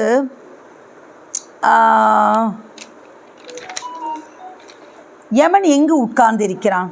உன் நினைவில் தானே உட்கார்ந்திருக்கிறான். நினைவை எம்மிடத்தில் வை மீட்க பெறுவாய். நினைவு என்னும் ஆகாயத்தில் தான் சொர்க்கம் கட்டப்பெறுகிறது. அப்போ சொர்க்கம் நரகங்கிறது நினைவில் தான் இருக்கு. அப்போ நீ நினைவை கொண்டு வந்து என்கிட்ட வச்சுரு, இப்போ மீட்படைவாய். அப்போ வைக்காதவங்க நரகத்துக்கு தாக்கலாகிறார்கள் அப்படின்னு நம்மளுக்கு தெரிஞ்சது. அடுத்தது வந்துட்டு நிறைய இருக்குது. அதாவது நம்மளுக்கு வந்து நரகம் என்ற பெயரிலே உள்ள நாட்டிலே குடியேறி விட்டால் அங்கு மிட்டாய் விற்குமா? பேரே நரக அப்படின்றோம், நம்ம நரகம்ன்றாங்க, நான் மிட்டாயாக கிடைக்கும் அப்படின்னு தெய்வம் கேட்குறாங்க. இல்லை, எக்கோடி காலத்துக்கும் முடிவில்லாத தண்டனை தான் கிடைக்கும். அதுதான் நாம் ஒரு குற்றம் பண்ணிக்கிறோம், அதற்காக அரசாங்கம் 3 வருஷமோ 10 வருஷமோ தண்டிக்கிறார்கள். தண்டனை முடிந்து வெளியே வந்து விடலாம். நரகத்திலோ முடிவில்லாத காலம் தண்டனை, அதுதான் வந்து அழியா அவஸ்தை அப்படின்ட்டு.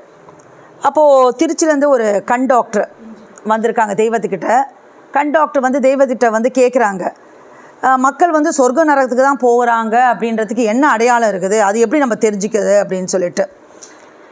இறைவன் நமக்கு செய்து நிறைந்து வைத்துள்ள நன்றியின் பெருங்கருணை பெருக்க விரிப்பு எட்டா பெருங்கடனாக நம் தலையில் ஏற்ற பெற்றுள்ளது. காலகாலம் அவன் அளக்கும் நன்மைகளாகிய அவற்றை அனுபவித்து விட்டு கடன் கட்டாது மறந்தவனுக்கு வரும் தண்டனையே நரகம். நம்ம ஏற்கனவே பார்த்துட்டோம்.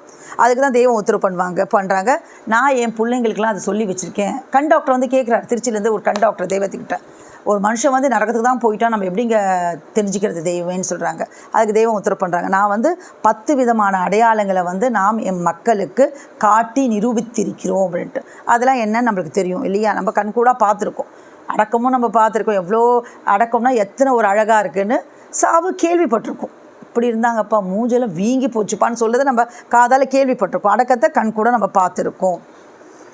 அதாவது தணிகைமணி பிரானவர்கள் யார்? நம்ம பாட்டையார் அவர்கள் நரகத்திற்கு சென்று பனித்திரைக்கு அப்பால் உள்ள நரகத்தை பார்த்தார்கள். அதன் பிறகு 3 நாட்களுக்கு அந்த கோர வாடை இருந்ததாம்.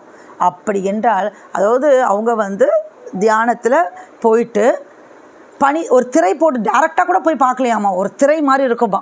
அந்த திரை வந்து அவ்வளோ வாசனை பொருந்தியதான். இன்னொரு வாக்கியத்தில் தெய்வம் உத்தரவு பண்ணுறாங்க, அந்த திரை ஒன்று இருக்குல்ல, பனித்திரை, டிரான்ஸ்பரண்ட் திரை, அது வந்து அவ்வளோ வாசனை பொருந்திய திரை தானா. அந்த திரைக்கு இந்த பக்கம் இருந்தே அந்த நரகத்தை பார்க்குறாங்களாம் பாட்டையார் அவர்கள். ஆனால் போயிட்டு வந்து 3 நாளைக்கு அந்த நரகவோட இந்த வாடை, துர்வாடை, வாடைனா நல்ல வாசனை இல்லை, அந்த துர்வாடை வந்து அவங்க அப்படி, அதாவது 3 நாட்களுக்கு அந்த கோர வாடை இருந்ததாம். அப்படி என்றால் நரகத்திலேயே இருப்பவனுக்கு எப்படி இருக்கும்? நரகவாதிகளும் சொர்க்கவாதிகளும் ஒரே இடத்தில் இருப்பார்களாமா. ஆனால் நரகவாதிகளுக்கு என்ன இருக்கும்னா, ஒரு பனை மர உயரத்திற்கு மேல் சூரியன் இருக்குமா. நரக சொர்க்கத்துக்கு அப்படி இருக்காங்க வச்சுக்கோங்களேன். என்ன அவங்க அனுபவிக்கிற கொடுமையை நம்மளுக்கு சொல்கிறாங்க, அவஸ்தையை. நரகவாதிகளுக்கு என்ன இருக்கும்னா, சூரியன் ஒரு பனை மர அடி சூரியன் இருந்தால் என்ன ஆகுது, பொசுங்கி போயிட மாட்டோம். அதே சொர்க்கவாசிகளுக்கு எப்படி இருக்கும்னா, அந்த வெயில் எப்படி இருக்கும்னா, நிழலுக்கு, அதாவது வெயில் அடித்தால் நிழலுக்கு போகிறான். அதாவது அந்த சூரியன் இப்பொழுது வெயில் அடித்தால் அவன் நிழலுக்கு போகிறான். அப்போது எங்கே போவான்? ஸ்வர்க்கவாதிகளுக்கு சாயந்திர சூரியன் நிழல் போல் இருக்குமாமா. இப்போ வெயில்னா என்ன பண்ணுறோம்? கொடை பிடிச்சிக்கிறோம், இல்லாட்டி வந்து ஒரு மரத்துக்கிட்ட போய் நின்றுக்கிறோம். இப்போ இல்லைன்னா எங்கன்னா ஓடி போய் ஒளிஞ்சுப்போம், எல்லாம் பண்ணுவோம். நரகத்தில் போய் என்ன பண்ண முடியும்? ஒன்றுமே பண்ண முடியாது. ஆனால் அதே சொர்க்கவாதிகளுக்கு எப்படி இருக்குமா அந்த இடம் வந்துன்னா, சாயங்காலத்தில் ஒரு எப்படி இருக்கும், ஒரு நிழலாக இருக்கும், அதே மாதிரி இருக்கும். ஆனால் இவங்களுக்கு அப்போது அந்த நினைவு தான் இவங்களுக்கு ஒரே இடத்துல. இந்த வந்து ஒரு பனைமரத்தடி சூரியன் நினச்சி கூட பார்க்க முடியல. அந்த சூரியன்னா அப்போ எத்தனை ஒரு வாதனை, எத்தனை ஒரு அவஸ்தை அது.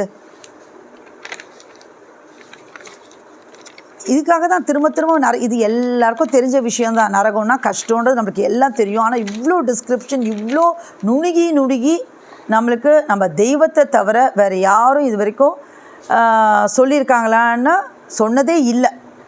எந்த ஒரு அறிவும் ஆயுதமும் எட்டி தீண்டப்படாத அந்த மகா அருந்தலத்தில் வந்து உதவுவரை நேசித்து கொள்ள வேண்டும் என்கிறோம் அப்படிங்கிறாங்க. யமனுடைய அந்த சந்திப்பு நேரத்தில் உதவக்கூடிய ஒரு சொந்தக்காரர், ஒரு நேசரை நம்ம ஏற்கனவே பார்த்த மாதிரி தான் நம்ம தேடி வச்சிடணும். அப்படி வச்சு காட்டி என்ன ஆகும்னா நரக தான். தேவ நாட்டிற்கு செல்லும் அந்த உடலை பிரிப்பது, பிறகு இந்த அழி உடலில் சேர்ப்பது ஆகிய செயலை ஒரு குருநாதர் சந்நிதியில் பழக வேண்டும். இதுக்கு தான் பிரம்ம விதைன்ற பெயர். உன்னுடைய உடலில் இருக்கும் இந்த பிரம்மாண்டமான சூக்கும தேகத்தை நீயே பிரித்து பக்குவப்படுத்தி பழகாவிட்டால் குரு வழிகாட்டுதல் மூலம் கடுவாயாகிய யமன் கையில் சிக்குவாய். அவன் குரங்கு கையில் பூமாலை கிடைத்தது போல் பீத்து எறிவான். அப்பொழுது நரகம்தான் உனக்கு கதி. அப்புறம் வந்து இன்னொரு இன்சிடென்ஸ் கூட நான் படிச்சிருக்கேன். நம்ம மெய்வழி கமலமுனி அனந்தர் இருக்காங்க இல்லையா, அப்போது தெய்வத்து கூட இருக்கிறச்சு அவங்க வந்து ஒரு உபதேசம் இல்லை, அப்போ வந்து ஒரு இடத்துக்கு கூப்பிட்டுட்டு போகிறேன்னு சொல்லிட்டு அவங்க சொல்லிட்டு இருக்கிறச்சு அவர் வந்து திடீர்னு கத்த ஆரம்பிச்சிட்டாராம். என்ன சொன்னால் எரியுது உடம்பெல்லாம் எரியுதுன்னு கத்துறாராம். அப்போ உடனே தெய்வம் என்ன பண்ணாங்களா, ஒரு பக்கத்தில் ஒரு அனந்தரை கூப்பிட்டு இவனை வந்து வெளியே இருக்க தொட்டியில் போய் குளிப்பாட்டி கூப்பிட்டு வா, தொட்டியில் போய் முக்கி எடுத்துகிட்டு வான்னு சொன்னாங்களாம். அப்புறம் அதே மாதிரி கூப்பிட்டு போய் அந்த தொட்டியில் வந்து முக்கி அந்த ஈரமாக்கி கொண்டு வந்தாங்களாம். அப்படி ஒரு எரிச்சல் வந்துருச்சான் அவருக்கு.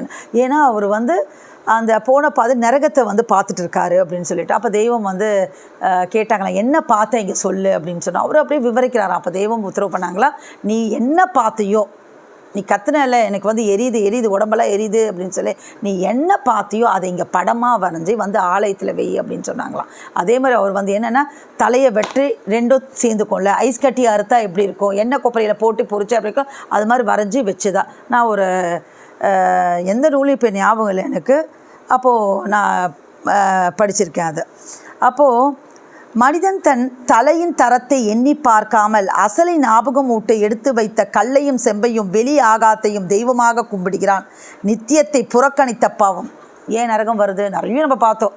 அந்த அறிவை பயன்படுத்தலை, மெய்க்கு பயன்படுத்தலை, அது மாதிரிலாம் சொல்கிறச்ச, அதாவது அசலை ஞாபகம் ஊட்டை எடுத்து வச்ச ஒரு ப்ரீ கிளினிக்கல் கோர்ஸில் வச்ச மாடல்லையே நீ வச்சுட்டு கிளினிக்கல் சைடே வராமல் நான் ஒரு பேஷண்ட் அட்டென்ட் பண்ணுறேன்னா ஜெயிலில் பிடிச்சி போட்டுருவாங்க. அதுதானே ப்ரீ கிளினிக்கல் மாடலை கொடுத்து இது பழகுப்பா. நம்மளுக்கு என்ன பண்ணுவாங்க, குட்டி தலைகாணி கொடுத்து சூச்சஸ் போட சொல்லி கொடுப்பாங்க. அது நீ வாயில் போட்டால் தான் நீ பேஷண்ட்டை கிளினிக்கில் அட்டென்ட் பண்ணோம். நான் இங்கே சூச்சஸ் போட்டேன், தலைகாணி தைச்சேன், டிஃப்ரெண்ட் டைப்ஸ், ஃபிகர் 8 போடு, அது போடு, இது போடு, நிறைய படிப்போம் நம்ம ப்ரீ கிளினிக்கலில். இதெல்லாம் படிச்சுட்டு இன்டரப்டட் சூச்சர்ஸு இதெல்லாம் படிச்சிருப்போம். பேஷண்ட்டுக்கு வாயில் போட்டு பழகி ஹவுஸ் சர்ஜன் ஆகி நீ சர்டிஃபிகேட் வாங்கினா தான் ப்ராக்டிஸ் பண்ணணும். நீ அதெல்லாம் ஒன்றுமே பண்ணாமல் நான் குட்டி தலைகாணியில் தைச்சிருக்கேன், எனக்கு பழக இருக்குதுன்னு சொல்லிட்டு பேஷண்ட் வாயில் போட்டோன்னா ஜெயிலில் போட்டுருவாங்க. அதே தான் இங்கே என்னென்னா, உனக்கு இப்படி தெய்வம் ஒன்று இருக்குது, நிஜமான தெய்வம், அசலான தெய்வம் இருக்குது, உனக்கு ஞாபக ஊட்டை ஏற்படுத்தி வச்ச கோவில்களை, அங்கே இருக்கிற அந்த விக்கிரகங்களை நீ சாகிற வரைக்கும் இதுதான் அப்படின்னு சொல்லி வழிபட்டு இருந்தால் அதற்கு தண்டனையாக வருவதே நரகம் அப்படின்னு சொல்லிட்டு அதை பண்ணலாமா? சொன்னால் மக்கள் கேட்க மாட்டுறாங்களே. அங்கே தானே போய் கூட்டம் கூட்டமாக செய்கிறாங்க. இங்கே சொற்ப மக்கள் தானே வராங்க. அங்கே ஒரு பாத யாத்திரைன்னு எடுத்துக்கோங்க, எத்தனை பேர். ஒரு மகா கும்பாபிஷேகம், அது என்ன அந்த கும்பகோணத்தில் ஒன்று நடக்குமே, இல்லை கும்பகோணத்தில் என்ன கும்பமேளாவா ஏதோ ஒன்று நடக்கும்ல, அந்த அது மாதிரி ஒன்று இந்த நடக்கும்ல, அப்படி கூட்டம் பார்க்குறோம் டிவியில், அப்படி இருக்குது அப்படின்னு சொல்லிட்டு மகாமகம். இப்படி இந்த கூட்டங்களாக போது பொய்க்கு மவுஸ் அதிகமாக இருக்குது. இந்த மெய்க்கு கேட்டால் வருத்தமாக இருக்குது. மக்களை எப்படி நம்புறது? எவிடன்ஸ் பேஸு வேறு எங்கேயுமே இல்லாத நம்ம மெய் வழியில் இருக்கே, நம்புறதுக்கு வேறு எதில் உனக்கு நம்புறதுக்கு இருக்குது? இப்போது ஒரு இடத்துக்கு நேற்று ஒரு பேஷண்ட் வந்தாங்க, நான் பேசிகிட்டு இருக்கச்ச சொன்னாங்க, டாக்டர் எனக்கு ஏதோ ஒரு பேர் சொல்கிறாங்க, அம்பானியா ஏதோ ஒன்றாமா, அதில் உட்கார வச்சு தூக்கிட்டு போயிடுவாங்களா 4 பக்கம். நான் போயிட்டு வந்தேங்க டாக்டர். எப்படிங்க நீங்கள் நடந்தெல்லாம் ஏறிடுவீங்களா அப்படின்னு சொன்னால், இல்லை அம்பானியில் போனேன் அப்படின்னாங்க. எவ்வளோன்னா போகிறதுக்கு 6000, வரத்துக்கு 6000. அந்த படிக்கட்டு ஏற்றின்னு போகிறதுக்கு இப்போல்லாம் அது போயிட்டு ஜோலாவா ஏதோ ஒன்று சொன்னாங்க அந்த பேஷண்ட். அப்படிங்களா அப்படின்னா, அவங்க ஹஸ்பண்டு 2 பேர் இருக்குமா. அப்போ 12,000 24,000 ஆயிடுச்சு. நீங்கள் போயிட்டு ஒரு 50,000 செலவு பண்ணி போகிறாங்க. தெய்வம் ஒரு உத்தரவு பண்ணுவாங்க ஒரு வாக்கியத்தில், இந்த எங்கெங்கேயோ போறியப்பா, காசிக்கு போகிற, திருப்பதிக்கு போகிற, எல்லாமே போகிற, பழனிக்கெல்லாம் போறிய, மெய்வழி என்ன தூரமானு கேட்பாங்க தெய்வம் அப்படின்னு சொல்லிட்டு. ஆனால் இங்கே போனால் மட்டும் கணக்கு பார்க்குற, ஒரு தரம் போயிட்டு இவ்வளோ ஆயிடுது அப்படின்னு சொல்லி கணக்கு பார்க்குற மக்கள் நம்மளை சுற்றி மக்களே எத்தனை பேர் இருக்காங்கல்ல. வேதனையாக இல்லை? அப்போ அவங்களுக்கெல்லாம் நம்ம என்ன சொல்லணும்னா, நரகத்தில் அந்த கல்லில் பக்கத்தில் 8 முள் இருக்குமாமா, அது சாப்பிட்டோம் அப்படின்னு சொன்னால் செந்தேல் கொட்டின மாதிரி இருக்குமாமான்னு நம்ம சொல்லணும், கண்டித்து சொல்லணும். அதனால் நம்மளுக்கு உறவு கெட்டாலும் பரவாயில்லன்னு சொல்லணும். சொல்லி நம்மளுக்கு வேறு வழி இல்லைல்ல, வீணாக அதோகதிக்கு போயிட போகிறாங்களே. நம்ம கூட இருந்தால் அவங்க அதோகதிக்கு போயிட்டாங்கன்னா அது கஷ்டம் இல்லையா? அப்படி ஒரு உறவு வேணாம் இல்லை நம்மளுக்கு. அதுக்கு சொல்லாமல் அவங்கக்கிட்ட ஒரு மாதிரி நம்ம ஏதோ நம்ம ஏன் சொல்லணும்னு சொல்லிட்டு பொய்யான உறவு எதுக்கு நம்மளுக்கு? அதுதான் அசலை ஞாபக மூட்டை எடுத்து வைத்த கல்லையும் செம்பையும் வெளி ஆகாயத்தும் தெய்வமாக கும்பிடுகிறார். நித்தியத்தை புறக்கணித்த பாவம் இவனை அந்த நரகத்திற்கு மூட்டடிக்கிறது. அடுத்தது தெய்வம் உத்தரவு பண்ணுவாங்க, எம் யோசனையை விட்டு தன் எம் யோசனைன்னு யார்? நம்ம தெய்வத்தோட எம் யோசனையை விட்டு தன் யோசனைப்படி போகிறவன் நிச்சயம் சாகவே சாவான். எம் உத்தரவுப்படி நீ ஒரு கொங்கத்தனமாக கூமுட்டைத்தனமாக நம்பி நட பிழைப்பாய். குத்தி மூட்டுத்தனத்தில் போவாயானால் நிச்சயம் சாவாய். அப்போது தெய்வ உத்தரவை மீறவே கூடாது. 12 வருடம் ஒருவன் யோகியனாக இருந்து ஒரு நாள் திருடி உதை தின்னாலும் அந்த யோகியன் என்ற பட்டம் போய்விடும் அல்லவா? அதுபோல் பலகாலம் தேவை நிலையிலிருந்து ஒரு நாள் தவறினாலும் நரகமேங்கியது. 38ல் 30வது வந்துட்டோம், இன்னும் 8 தான். அதாவது 12 வருஷம் நான் யோகியனாக இருந்தேன், இந்த கயிறை கட்டிட்டு இங்கேருந்து நான் இப்படியே நடந்தேங்க, ஒரு அடி தாங்க வச்சுட்டா தாவிட்டு இருப்பேன், அப்போ விழுந்துட்டேனாங்களா அதே பாதாளத்து தான் நீ விட போகிறேன் இல்லையா? அதுக்கு முதலே விழுந்துட்டு இருக்கலாம். இப்படி நடந்து பிரயோஜனம் இல்லை அப்படிங்கிறாங்க. தெய்வம் உத்தரவு பண்ணுறாங்க கோடாயுதக்கும் 156வது வாக்கியத்தில். நீ அதுபோல் பல காலம் தேவநிலையிலிருந்து ஒரு நாள் தவறினாலும் நரகமே கதி. நரகம், மனிதன் நரகுக்கு ஏன் தாக்கலாகிறான், அதுதான் என்னோட தலைப்பு. அப்போது இறுதி பரியந்தம் வரை நான் நேற்று இருந்தேன், 10 வருஷத்துக்கு முன்னாடி மெய்வழியில் இருந்தேன், 10 மாதத்துக்கு இருந்தேன், 10 நாளுக்கு முன்னே, 10 மணி நேரத்துக்கு முன்னே இருந்தேன்ற கதையே இல்லை. இறுதி பரியந்தம் வரை தெய்வ திருவடியை நாம் போய் அடையிற வரைக்கும் எப்படி நமக்கு உபதேசம் நடந்து கொண்டு இருக்கிறதோ அது வரைக்கும் நம்ம வந்து கெட்டியாக பிடிச்சிக்கணும். அதாவது கொஞ்சம் கூட மறக்கவே கூடாது. அது ரொம்ப ரொம்ப முக்கியம். என்னுடைய நினைவு யாரை வெறுப்பாக நோக்குகிறதோ அவர்கள் எல்லாம் அந்நியர்கள், அவர்களுக்கு நமது மெய்யுலக சொத்தில் பாத்தியதை கிடையாது. நம் உத்தரவுக்கு வேலை செய்கிறவனை மாற்றி செய்ய சொல்பவனை விரோதி. தீர்ந்து போச்சு. என்னது விரோதினா யார்? விரோதினா வெறுப்பு உள்ளவன். வெறுப்புனா இறைவனின் தெய்வத்தோட வெறுப்பு தான் நரகம். அப்போ நரகத்துக்கு ஆளாகிட்டான். தெய்வம் சொன்னாங்களா, முடிஞ்சால் நம்ம தெய்வ உத்தரவை அப்படியே மற்றவங்களுக்கு சொல்லணும். தெய்வம் அந்த காலத்தில் சொன்னாங்க. அதாவது என்ன, அந்த காலத்தில் வந்து யூடியூப் இல்லை, வாட்ஸ்அப் இல்லை, ஃபோன் இல்லை, ஒன்றுமே இல்லை. அப்போ வந்து பிம்பத்தை வந்து ஃபோட்டோலாம் எடுக்கக்கூடாதுன்னு சொன்னாங்க. இப்போ அமெரிக்காவில் இருக்கார் பையன், அண்டார்டிகாவில் இருக்கார், அயர்லாண்டில் இருக்கார் ஒருத்தர். அவங்களாம் பார்க்கணுன்னு எப்படிங்க பிம்பத்துக்கு திடீர்னு வர முடியுமா? வாட்ஸ்அப்பில் வீடியோ எடுத்து பார்த்தா அவங்க பார்த்துட்டு போகிறாங்க. இதெல்லாம் பேசவே கூடாது. தெய்வ உத்தரவு தான். நீ அண்டார்டிகாவில் இருந்தோ, அயர்லாண்டு இருந்தாலோ, ஆஃப்ரிக்காவில் இருந்தோ அதுக்கு அவ்வளோ இல்லை. தெய்வ உத்தரவு என்ன? ஃபோட்டோ எடுக்காத, பொட்டிட்டு பூ போடாத, அந்த அழகுக்கு மேலே எந்த அழகு செய்யாதுன்னு சொல்லிட்டாங்களா? இப்போ இதெல்லாம் வந்து ஒரு மாடர்னைசேஷன். என்னென்னா வீடியோ எடுத்துகிட்டு இங்கே பாடுற பாட்டை வந்து அப்படியே வீடியோவில் எடுத்துகிட்டு இன்னொரு கொடுமை என்னென்னா, இது என்ன சொல்லுவாங்க, எமக்கு பதிலாகவே என் மக்கள் வாயில் அந்த பூரியை வைத்து ஊதுகிறார்கள், அது நேரம் அதிலிருந்து வெளியாகிற ஆவி எம்முடைய பரிசுத்த ஆவிங்கிறாங்க தெய்வம். சில பேர் என்ன பண்ணுறாங்க, அதை வந்து ரெக்கார்ட் பண்ணிக்கிறதாம்மா. ரெக்கார்ட் பண்ணிவிட்டு அவங்கவுங்க இருக்கிற இடத்துக்கு போயிட்டு நான் வந்து குழல் வணக்கம் கேட்குறேன், வணக்கம் பண்ணுறச்சு அப்படின்னா எனக்கு அதான் தோணும். விருந்து வைக்கிறாங்க சாலையில், நான் அதை ஃபோட்டோ எடுத்துகிட்டு வந்துட்டு டெய்லி என் வீட்டில் வச்சு அந்த விருந்தை பார்த்துக்கிறேன்னா உன் பசி ஆறிடுமா? நீ அப்படி இருந்துருவியா? இல்லை. அப்போ அதை மட்டும் எப்படி ரெக்கார்ட் பண்ணிட்டு குழல் வணக்கத்தை கேட்க முடியும்? தெய்வம் ரொம்ப பிளெயினாக சொல்லிட்டாங்க. அந்நேரத்தில் அதிலிருந்து வெளியாகிற ஆவி எம்முடைய பரிசுத்த ஆவின்ட்டாங்க. உனக்கு பல தவிர்க்க முடியாத வேலை, என்னை உட்பட. எனக்கு அங்கே போய் செட்டில் ஆக முடியல, அங்கே இருக்க முடியல. முடிஞ்ச நேரத்தில் கிடைக்கிற நேரத்தில் அங்கே போகிறோம், இருக்கிறோம். அங்கேயே போய் விடுதலை இல்லாமல் வணக்கத்தில் கலந்துட்டு ஏதோ தெய்வமே எனக்கு கொஞ்சம் பிச்சை போடுங்க, நீங்கள் போடுறதை நான் வாங்கி தவப்பலனா சேர்த்துக்கிறேன்னு சொல்லிட்டு கையேந்தி வாங்கி சேர்த்துக்கணுமே இல்லாமல் இந்த குத்தித்தனம் எங்கேருந்து வருது? ரெக்கார்ட் பண்ணி போட்டு கேட்டுக்கிறோம் அப்படின்னு சொல்லிட்டு இதெல்லாம் வந்து என்ன சொல்கிறது? இதுதான் அந்த குத்தித்தனம், அந்த மூட்டுத்தனம். அதெல்லாம் இருந்ததுன்னு சொன்னால் பிழைக்கவே முடியாது. இதெல்லாம் வெகு ஜாக்கிரதையாக இருக்குது. எதுக்கு சொல்கிறோன்னு சொன்னால் இவங்க கூட நம்ம சேரவே கூடாது. அப்படி அதாவது மெய் வழியில் வந்து கொஞ்சம் வழி தடி போகிறாங்க, மனசுக்கு தட்டிடுச்சு வச்சுக்கோங்க, துண்டாக கட் பண்ணிட்டு அப்படியே வெளியே வந்துடும். நம்மளுக்கு இந்த முகதாட்சணும் கூறிய வாளுன்னுவாங்க. ஐயோ அவங்க என்ன நினச்சிப்பாங்களோ தெரியலையே நம்மள அப்படின்னு அவங்க என்னென்ன நினச்சிட்டு போட்டோம், நம்ம அப்படியே வெளியே வந்துடணும். இதுதான் நம்ம சபையில் நம்ம அறிவுறுத்தது. இதுதான். இது நான் மற்றவங்களுக்காக சொல்லவே இல்லை, நம்ம சபையில் இருக்கிறவங்களுக்காக. நம்ம வந்து எந்த வழி தவறுதலாக நம்ம நடந்துடக்கூடாதுன்றதுக்கான ஒரு எச்சரிக்கை பதிவு தான். சரிங்களா? சில வார்த்தைகளை நான் பேசுகிறது வந்து மற்றவங்களுக்கு வந்து வருத்தத்தை கொடுக்குது. எந்த உள்நோக்கமும் இல்லை, எனக்கு எந்த உள்நோக்கம் இல்லை. தெய்வத்தோட திருவாக்க நம்ம அப்படியே பின்பற்றணும், அவங்க சொல்படி நடக்கணும். அப்படி ஒரே ஒரு வார்த்தை தான். ஒரு சின்ன விஷயம் என்னென்னா, இப்போ வந்து ஒரு குழந்தை இருக்குதுன்னு வச்சுக்கோங்களேன், சப்ஜெக்ட் வந்து டீவியேட் ஆகி போகிறணும். ஒரு குழந்தை ரொம்பவே போகிறணும். ஒரு குழந்தை சொல்கிற வேண்டியதை சில நேரத்தை சொல்லி ஆகணும். எழுதுதுன்னு வச்சுக்கோங்களேன், அது ஸ்லாண்டிங் லைன், ஸ்லீப்பிங் லைன் வச்சு எழுதுது அப்படின்னு சொன்னால், ஒரு பிஹெச்டி படிக்கிற ஒருத்தர் வந்துட்டு இது என்ன இப்போ தான் நீ எழுதுகிற ஸ்லாண்டிங் லைன், ஸ்லீப்பிங் லைன்லாம், இதெல்லாம் நான் எப்போ எழுதிட்டு தெரியும்னா அந்த குழந்தை என்ன செய்யும்? என்ன சொல்லும் அந்த குழந்தை? இல்லை, அதை நினச்சி பாருங்களேன். இல்லை அதை வந்து சில பேர் வந்து நான் அடிக்கடிக்கு சொல்கிறது உண்டு, ரொம்ப அழகாக இருக்குது அப்படின்னு சொல்லுவாங்க. சில பேர் வந்துட்டு என்கரேஜ் கூட பண்ண வேண்டாம், உங்கள் வேலையை நீங்கள் பாருங்கள், என் வேலையை நான் பார்க்குறேன்னா. பிஹெச்டி படிக்கிற ஒருத்தர் வந்து நீ என்ன இப்போ தான் எழுதுகிறேன், நாளை இது எப்போ எழுதிட்டேன்னா நான் என்னன்னு சொல்கிறது? தெய்வமேன்னு சொல்லிட்டு போக வேண்டியது தான் அப்படின்னு நினச்சேன் நான். சரி, ஒரு தாய் தான் பெற்ற பிள்ளை எவ்வளவு கெட்டதாக இருந்தாலும் அதை எதிரியிடம் காட்டி கொடுப்பாளா?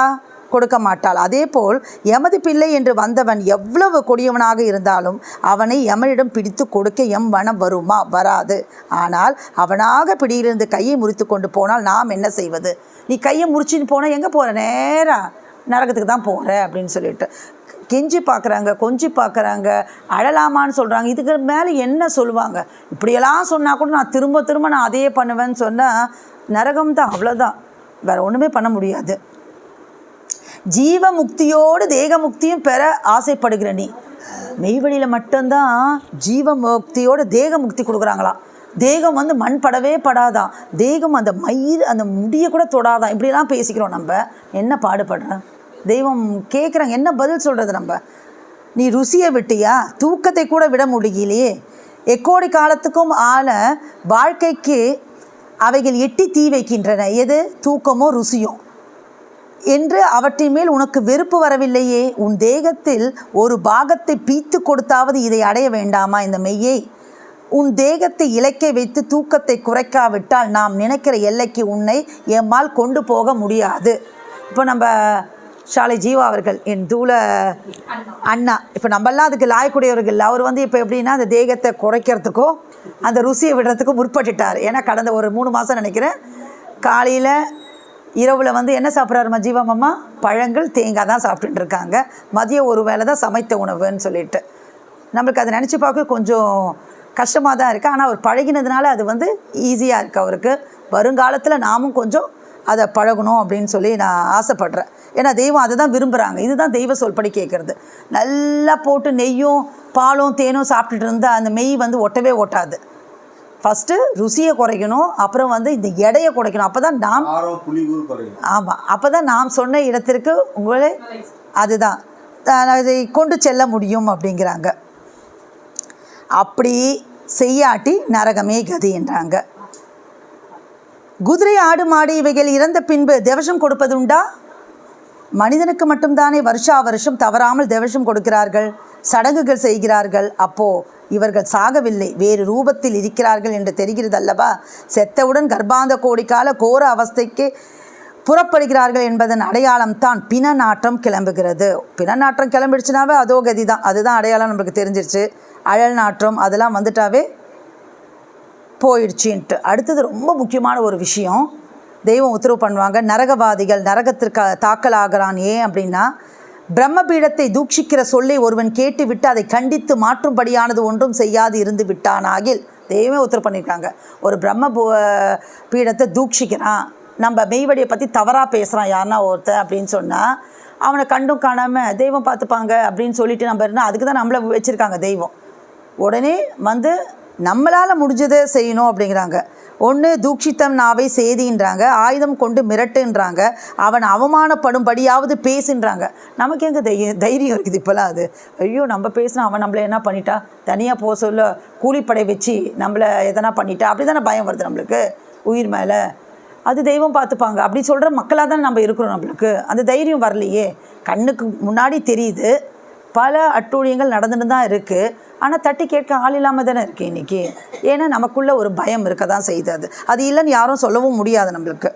அரசனாக இருந்தால் ஊரை விட்டு ஓடி விடுன்றாங்க. அப்படி உன்னால் ஒன்றும் செய்ய முடியாது, பேசாமல் அந்த ஊரை விட்டு ஓடிடு அப்படிங்கிறாங்க. இப்படி செய்யவில்லை என்றால், அதாவது நன்னம்பிக்கையாகிய ஈமான் சிறிதும் இல்லாமல் பிடுங்கப்பட்டு நரகத்தில் எரியப்படுவாய் அப்படிங்கிறாங்க. அப்போது நம்மளோட தலையாய கடமை என்னன்னா, அப்படி எதானா நம்ம பிரம்மபீடத்தை தூஷிக்கிறவங்க இருந்தாங்கன்னா நிஜமாக கண்டிக்கிறது ரொம்ப ரொம்ப அவசியம். அடுத்தது வந்து, இறைவன் நமக்கென்று தன்கிரையும் செய்து வைத்திருக்க அதிசோபன சுகந்த வாழ்வை நாம் கைப்போடுவதற்கு என்றே அந்த அறிவு பிறப்பாகி 6வது பிறப்பு வந்தது. ஆகவே மனு ஈசன் ஆக வேண்டிய தனி கடமை வந்து விடுகிறது. அதை நிறைவேற்றி விடாமல் நம் மனத்தின் அழி செயல் இச்சை குறுக்காட்டி நிற்கிறது. அதற்கு இசைந்து விட்டால் நித்திய நரகம் வந்து விடுகிறது. ஸோ இந்த அழி செயல் இச்சை, அந்த இச்சைக்கு நம்ம குறுக்காட்டி வைத்து வந்துட்டோம் அப்படின்னு சொன்னால் நமக்கு நரகமே வந்துவிடும். இன்னொன்று என்ன அப்படின்னு சொன்னால், தெய்வத்திற்கு இணை வைத்தால் நரகமே கதி. இன்றைக்கி நிறைய பேரை பார்க்குறோம், அதே ஜோடனை தெய்வம் போட்ட மாதிரி ஜிப்பா போட்டுக்கிறது, தெய்வம் போட்ட மாதிரி மாலை போட்டுக்கிறது, தெய்வம் போட்ட மாதிரி அது மாதிரி சொல்லிட்டு பல ஊர்களில் வந்து அந்த ஜோடனைகள் பாவனைகள் நடந்து தான் இருக்குது. நம்ம இந்த வாட்ஸ்அப்பில் குரூப்லலாம் நிறைய பார்க்குறது தான் செய்யும். அப்போது தெய்வம் உத்தரவு பண்ணுறாங்க, தெய்வத்திற்கு இணை வைத்தால் நரகமே கதி அப்படின்றாங்க. மூக்கில் மூச்சு ஆடுகின்ற எவரையும் நம்பாதே என்பது வேத தீர்ப்பு. அப்படி மூச்சு ஆடாதிருப்பவர்களே எங்கள் ஆசான். இந்த அடையாளம் இல்லாதவர்களை தெய்வமாக கொண்டால் நரகமே கதி. மூக்கில் மூச்சு ஆடுற 1000 பேர் சொல்லுவான் நான் தெய்வம்னு சொல்லிட்டு, இங்கே அங்கே கொஞ்சம் எடுத்து நம்ம வேதத்திலிருந்து வச்சுட்டு பேசிட்டு நான் பிரசங்கம் பண்ணுறேன்னு சொல்லிட்டு எல்லாமே பணத்துக்காக அது பண்ணுவான். ஆனால் முதல்ல பார்க்க வேண்டியது என்னென்னா, நம்ம மெய்வழிக்குள்ள மக்கள் அவனுக்கு மூக்கில் மூச்சு ஓடுதான்னு பார்த்துங்க, அதிலே தெரிஞ்சிடும். அப்படி மூச்சு ஓடுகிற எவனையும் நம்பாதே. அப்படி நம்பினா அவனுக்கு நரகமே கதி. தெய்வம் அழகாக உத்தரவு பண்ணுறாங்க, இதை விட்டு நாரி செத்து எரி தீட்டாய் போராயே, நரக எரி நெருப்பில் நறுமணப்பூ வைப்போடும். பேரா பெரு நட்டமுடன் பொணமென்ற பேரும் வரும், தேரா பின நாட்டம் சிதறிவிடும் ஜீவவித்து. என்றுமே மீளாமல் எரிநரகம் போவாயே, உன் உலக தேட்டனைத்தும் ஊதாரி தானழிவே. அனைத்து நிரூபணை செய் ஆக்குமிடம் இதனை, தேடாதிருப்பதென்ன தோஷித்தனம் ஐயாவே. சாதிகட்ட பாவியமன் தன் கையில் சிக்கிவிட்டால் கசப்பு ஜலம் தீட்டுடனே கனத்த பெரு நாட்டமுடன் விரைத்து விறுவிறுத்து வேறுபட்டு போகும் முகம். இந்த அடையாளம் கண்டால் எக்கோடி காலமுமே எரிநரகம் வலுவாய் பிடித்திடுமே. முத்தாய்ப்பாக 38 பகுதிகளாக மனு நரகத்திற்கு ஏன் தாக்கலாகிறான் அப்படின்னு சொல்லி நம்ம இதுவரைக்கும் பார்த்தோம். மனித கோலம் எடுத்த எவரையும் கட்டாயம் பீடிக்க நிற்கும் யமனுடைய கையில் சிக்கி எக்கோடி காலத்திற்கும் மாறாத நரக அவஸ்தையாகிய அதோகதியில் மாட்டிக்கொண்டு விழிக்கப் போகின்ற அந்த நெடிய கவலையை நீக்கி கங்கணம் பூண்டு அதற்கே இந்த உடலை தேய்த்து விட இருக்கும் நம் தெய்வம் அவர்கள் உத்தரவு பண்ணுறாங்க, எம் வேலையை உன்னுடைய இந்த அற்ப கவலையாக தடுத்துவிடும் என்று நினைக்கிறாய். உங்களுடைய எல்லா கவலையும் நீக்குவதே எமது வேலை என்று பொற்பகு உற்பவ கற்பக தருவாகிய எம்மான் மெய்வழிச்சாலை ஆண்டவர்கள் திருவாய் மலர்ந்தருளி உள்ளார்கள். அதாவது நம்ம ஏற்கனவே சொன்ன மாதிரி மூக்கில் மூச்சு ஆடுகின்ற எவரையும் நம்பாதே. அப்படி நம்பினா நரகமே கதி. நம் சபை பிள்ளைகள் யார் பேசினாலும் பேச்சு முடிவில் இதை கட்டாயம் சொல்ல வேண்டும். அப்புறம் ஒன்றும் பேசக்கூடாது. மீண்டும் முத்தி பேருரை தொடரும். நமஸ்காரம்.